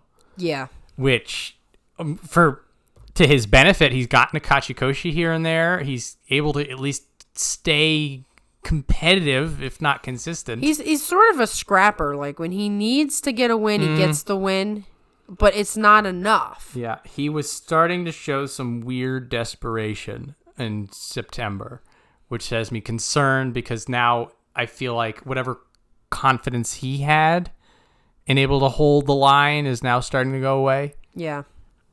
And once the confidence is gone, it's not much longer before you start dropping. And once you drop into Juryo, it's sort of a you've got to swim up that waterfall to get back. Right. It's hugely challenging. At least you'll still get a salary, but you know. So enjoy Chiyotaru while you can, because it's probably not going to be much longer. This could be it.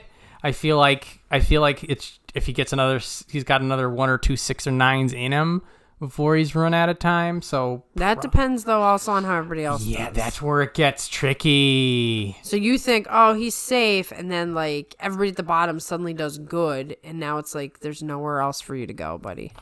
You don't want to be relying on other people's failures. You don't. That's always dangerous territory. So next we have Okinomi, Maegashira 13 East, down from Maegashira 12 East, another 6 and 9. You know, he's always sort of hanging in there as well. He's got a lot more to him than Chiyotairyu does. But there is still the same vibe of he's hanging in there. Yeah, both of these guys we were talking about, like Aoiyama, there's the list for the watch list. There's no list. They're just on the watch list. Both of these guys are like, I don't know, guys. Got to keep a close eye on them because they may not be here much longer. Especially with all these young guys coming up. Sucks, particularly for Okinomi, because on a good day, he's a great wrestler. He's a great sumo wrestler. Even at his age and even with all the challenges. He needs that Tamawashi energy. Yeah. He needs that veteran staying power. Get the power water from Sadanoumi. I think Tamawashi needs to do some motivational speaking classes or something. Revolve them up and be like, come on, guys. We're going to beat all these youngins. We're going to show them that they're not tough enough to be in it with us. He can threat. Yeah. If he can get enough, it's enough. The both of them, like you said, Chiyotairyu and them, it's just enough is the word of the day. Yeah. That's how we have to classify it. Next, we have Oho. Same rank, 7 and 8. You can't see what I'm doing, but I'm just putting my hands up and down. It's like a juggling thing. The juggle, sort of tipping the scales back and forth gesture. Yeah, I don't know what to make of Oho at this point. I mean, he's a young guy. He's got a huge family history. The legacy guy who's got to overcome that. He's got to fix a lot of things. He's got to fix. He's got work to do. This is the second time that he's had 7 wins and then lost out to become Makakoshi. That's not a good sign. You do that once and you learn the lesson. But right, you learn the lesson. You never do it again. If you're doing it again, it's weird. It's doubly weird. There's a few people in September that their week 1 and their week 2 performances were drastically different. Like Ryuden 1-4. I'm like, wow, welcome back to Juryo real quick. Ends up 11-4. And then somebody like Oho was 6-2, 7-2. Maybe not 7-2, but high, doing really well in the first week, bullying people, making that size matter, and then in the second week he just falls completely apart. Well, it's really, typically it's a sign of, in Ryuden's case, he needed time to warm up. In Oho's case, he doesn't have the stamina. There's that. It could just be those 15 days take its toll. It could be that he's young and maybe his training is not. I mean, that's the big reason. If you're ever watching these training videos, especially with Hakuho, I mean, it looks like he's killing people. If you watch these training videos, the reason they have the guys gasping for breath and then you got to get up again is because it takes that kind of endurance to get through 15 days. Mm-hmm. If you can't get the endurance in training, you're never going to succeed in 15 days unless you are some once in a lifetime talent who never has to exert too much, which almost is like, it feels like that's sort of a Mitakeumi, Aoiyama type of camp. Endo. Like, you're just so talented that you don't have to push yourself that hard, but that's also the reason you never get to the very, you never very get top. to Hakuho level status, because Hakuho is like the genius guy with the hard work. So I think that's possibly what it is with Oho, is he's just young and green, and he's got to increase his training, as all young guys do. But I mean, God, I'd find it hard to put myself through that. Yeah. Every tournament for Oho is like, are you done being a greenhorn? You look at him and it's like, are you still wet behind the ears? Mm-hmm. Every tournament is just like, are you is this the one for real now? Come on. I don't know if we're being too harsh on him or not. Well, on the flip side, like you said, he's young, he's learning, he's got all the time in the world, and it looks like he's got the raw talent underneath. It's manifesting. Right. It's kind of like what you're talking about all the time with just time. Time sorts some of this stuff out. Yeah. And that might be the case for Oho. Like, he might make us look completely silly 3 tournaments from now. It's like, were we actually talking about that? He was the kind of guy we were talking about, like, oh, these will be the Yokozunas of tomorrow. Right. But then when you keep floundering like that, we're just like, what? This is the disappointment when you have Ozekis who aren't Ozekis and no Yokozunas. And you start really, like, pushing these young guys, like, we need you. Higher expectations on these young guns. So we'll have to see. Hopefully we're, completely wrong. This is another one of those examples where, please let me be wrong. This is how I feel, man. Yeah, man. There is that. It's just like, I got to be honest with you, man. You pull them aside. You have the tough love conversation. That's where we're at with Oho. Maybe Hoshoryu is gonna go have to. Oh man, Hoshoryu is just gonna get. Apparently, he went to Aoiyama and was like, "Don't lose anything in the 3rd division." And what happens? He loses. Do not talk to Hoshoryu. Oh God, he'll put so much pressure on you, you just fall apart. Hide his phone. That's Hoshoryu's problem too. Yeah, it is. But, like, Hoshoryu will just show up and start telling people stuff. So, Oho might not be safe. It's like, you're one of those legacy guys. He's coming for you.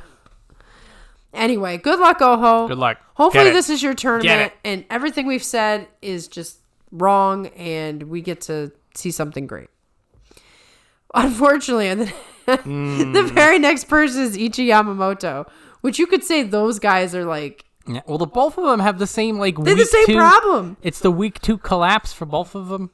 It hurts really bad for Ichi Yamamoto because I was just like, this is the one, guys. No more COVID, no more injuries. There's just nothing between him and glory. And then he gets a 6-9. I'm like, ah. Well, the worst part about that is you wonder if the COVID thing didn't happen, would he be going in a different direction? It's the what ifs for him. It's just what it is. Unfortunately, yeah, it's if he can clean up his second week, like both him and Oho, it's the same problem. Clean up days 8 through 15, and then all of that hard work is gonna just take care of itself. Well, when they're sort of writing their goal for the tournament, just get one more win between 8 and 15. Get 2 wins. 2 more. Just small goals. You get 1 win out of those double-digit back thirds. Because 1 more win and you're 8 and 7 instead of 7 and 8. Yeah. I mean, it matters that much. So, Ichi Yamamoto, I am not going to spend too much time berating you, but you have the same problem as Oho. And it's time.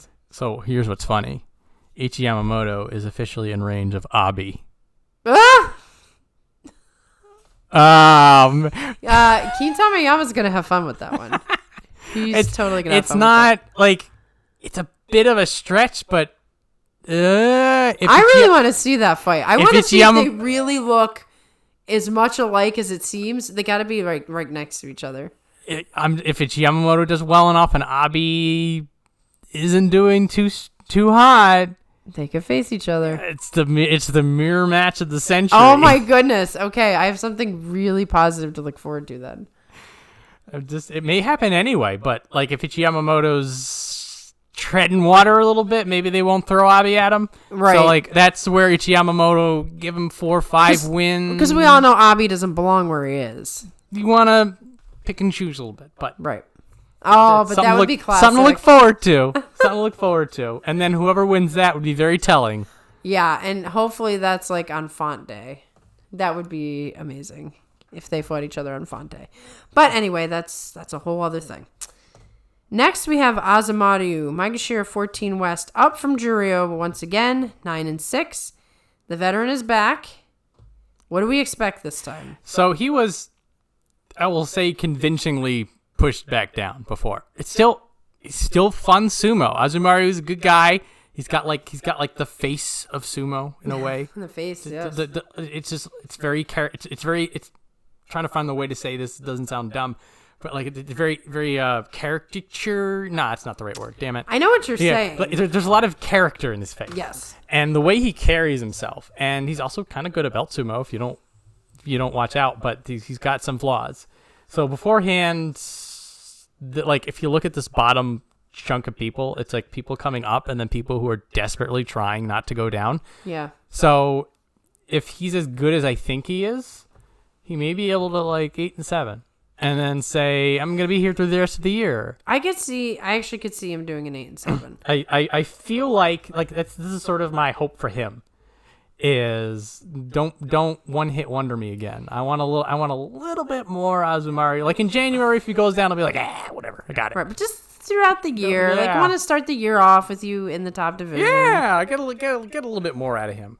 I feel like that's in there. And the fact that there's a lot of people who are on the struggle bus. Yeah, he's in the struggle category right now. So, it's just like, Can you be the best of the strugglers?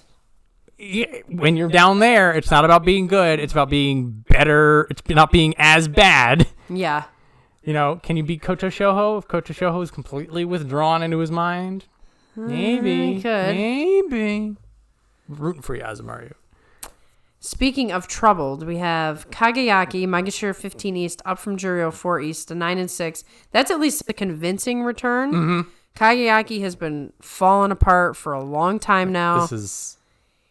I hope this is the start of, okay, I've got it together. I'm back. This is going to be interesting because Kageyaki he had Onosho's problem, is that he had all the talent but just couldn't put it together, and then just sort of tumbled away. And fell back down into Juryo and then stuck there for long enough to make it a little convincing. And now that he's back, we're like, okay, is it a new you? Is it the same you? Was it a fluke? Was it a fluke? What's different this time? So it's gonna be interesting to compare based on what we thought would be going on. Sort of the mystery box. A little bit of a mystery box, a little bit of a time capsule. There's been a time jump, and now we're gonna see where he is now.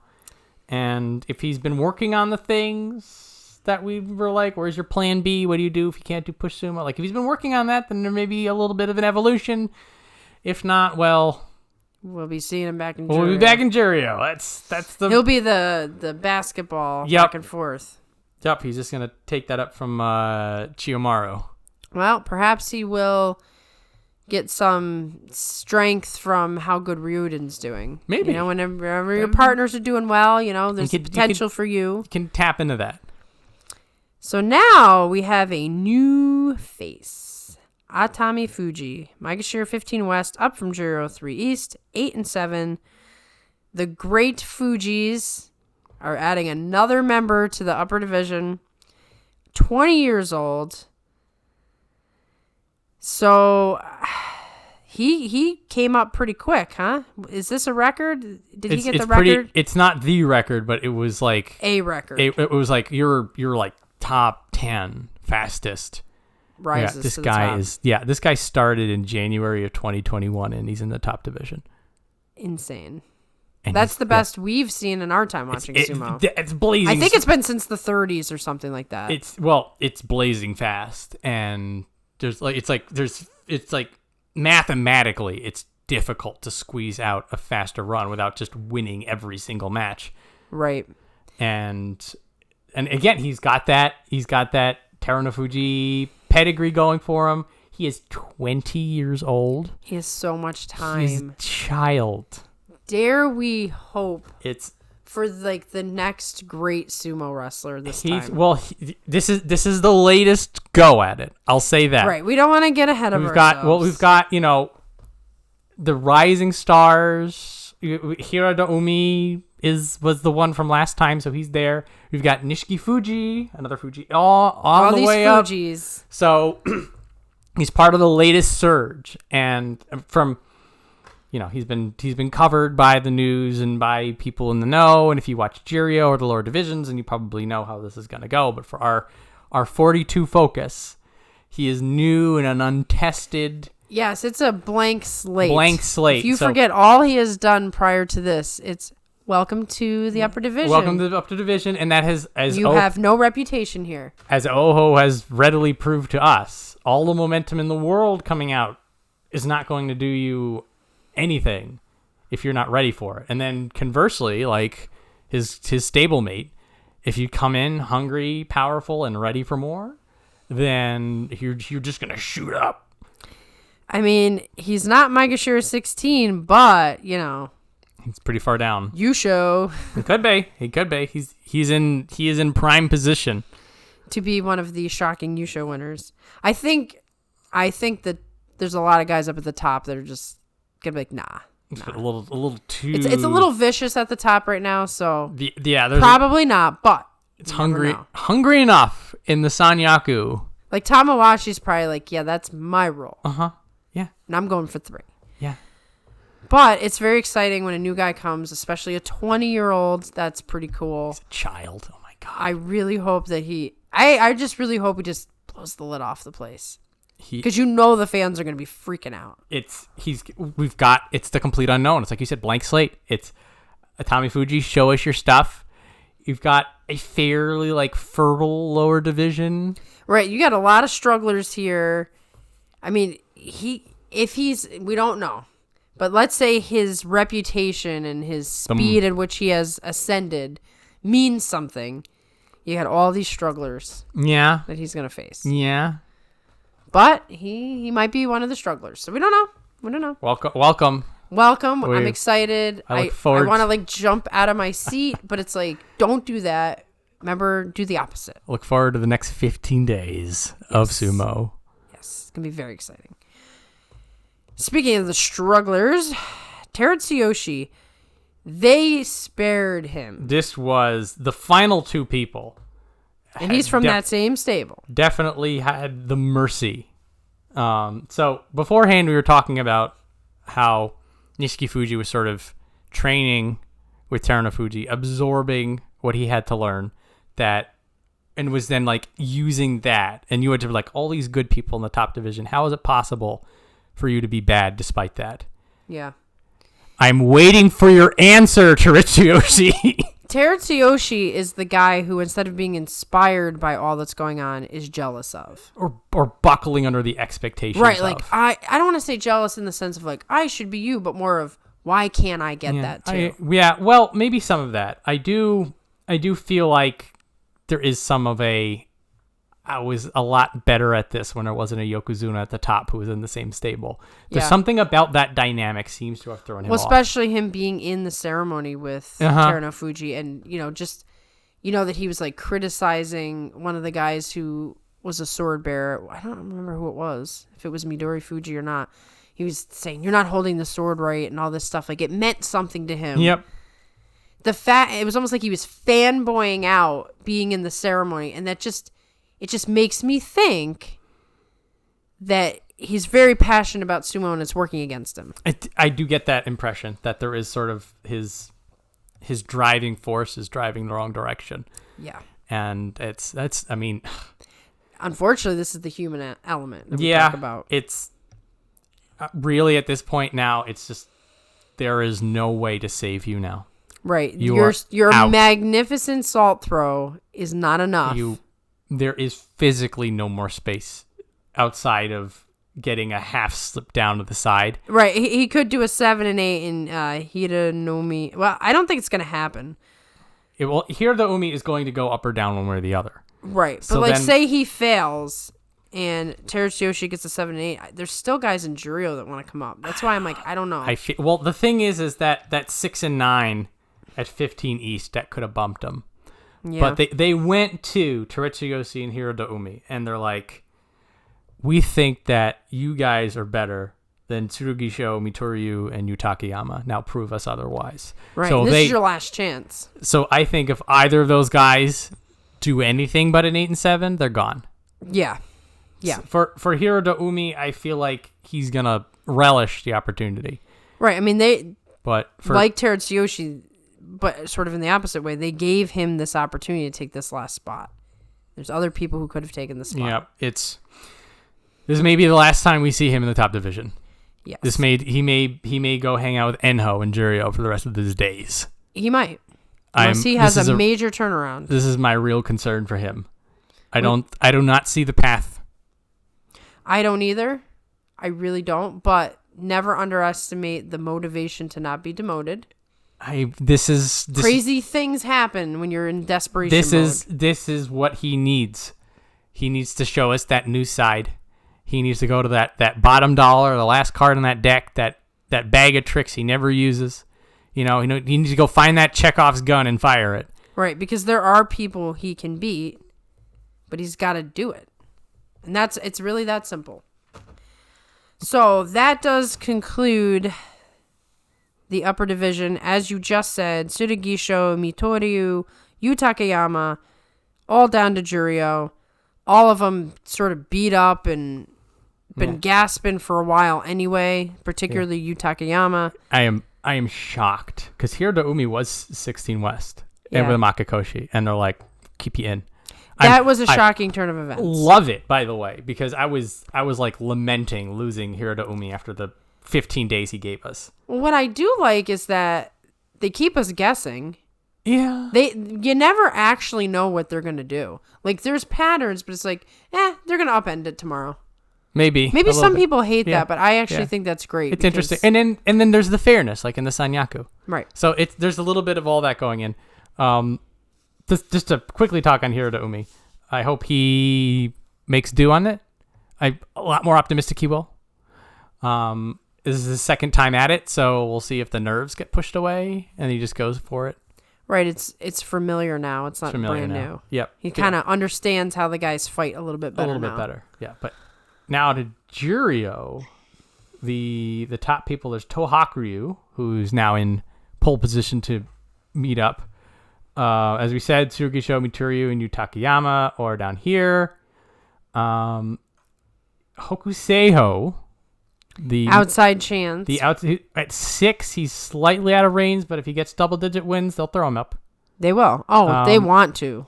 Yep. Miyagino Oyakata, a.k.a. the former Hakuho.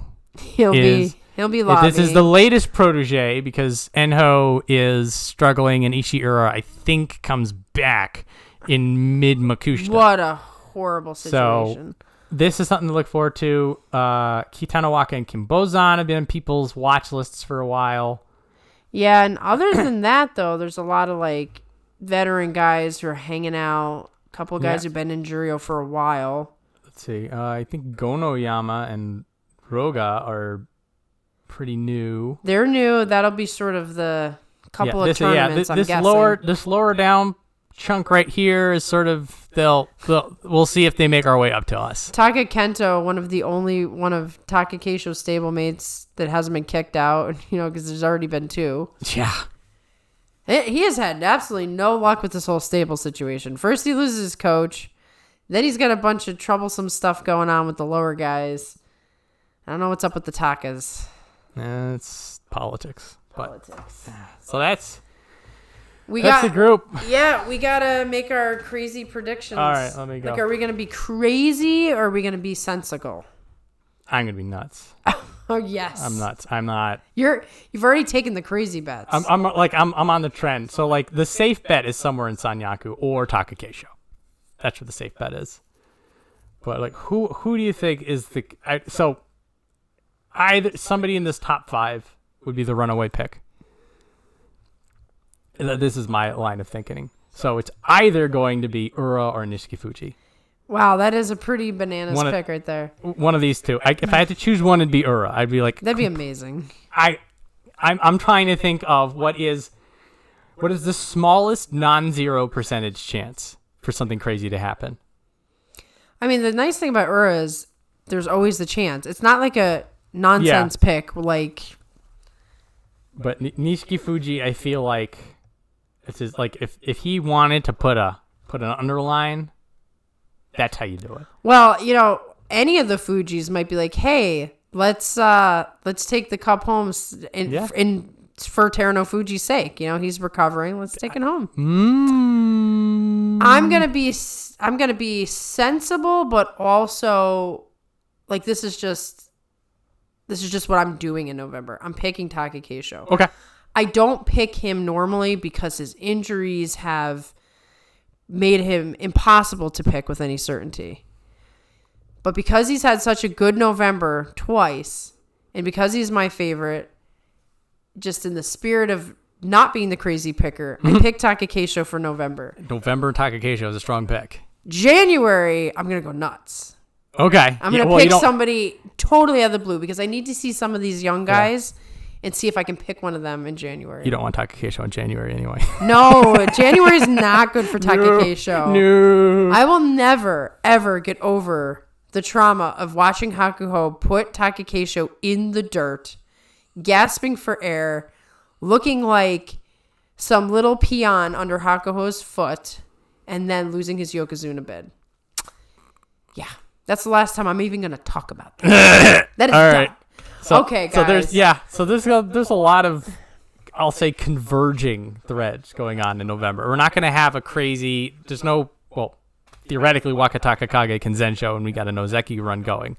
But other than that, there's nothing on the docket. Nothing really on the docket. It's just whether Shodai or Mitakeumi can get out of their way of their own mediocrity, and at which point, like we were saying, we're fatigued. It's the come on, we need to get out of this funk. This story, we're just like, we don't have the mental energy for it. No. At least not in November. January, we'll see what happens. Yeah, it's always in a new year we can change. We'll fresh the new hope. We're tired. It's been a long year. Long year. So. But just so everybody knows, I'm planning to do some more random live streams.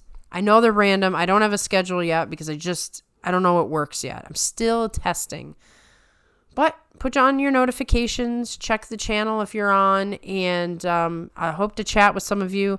Maybe something controversial will happen and we can have a blast again. Another fun time. I hope it's not a Hanka, though. I really want to put that to bed.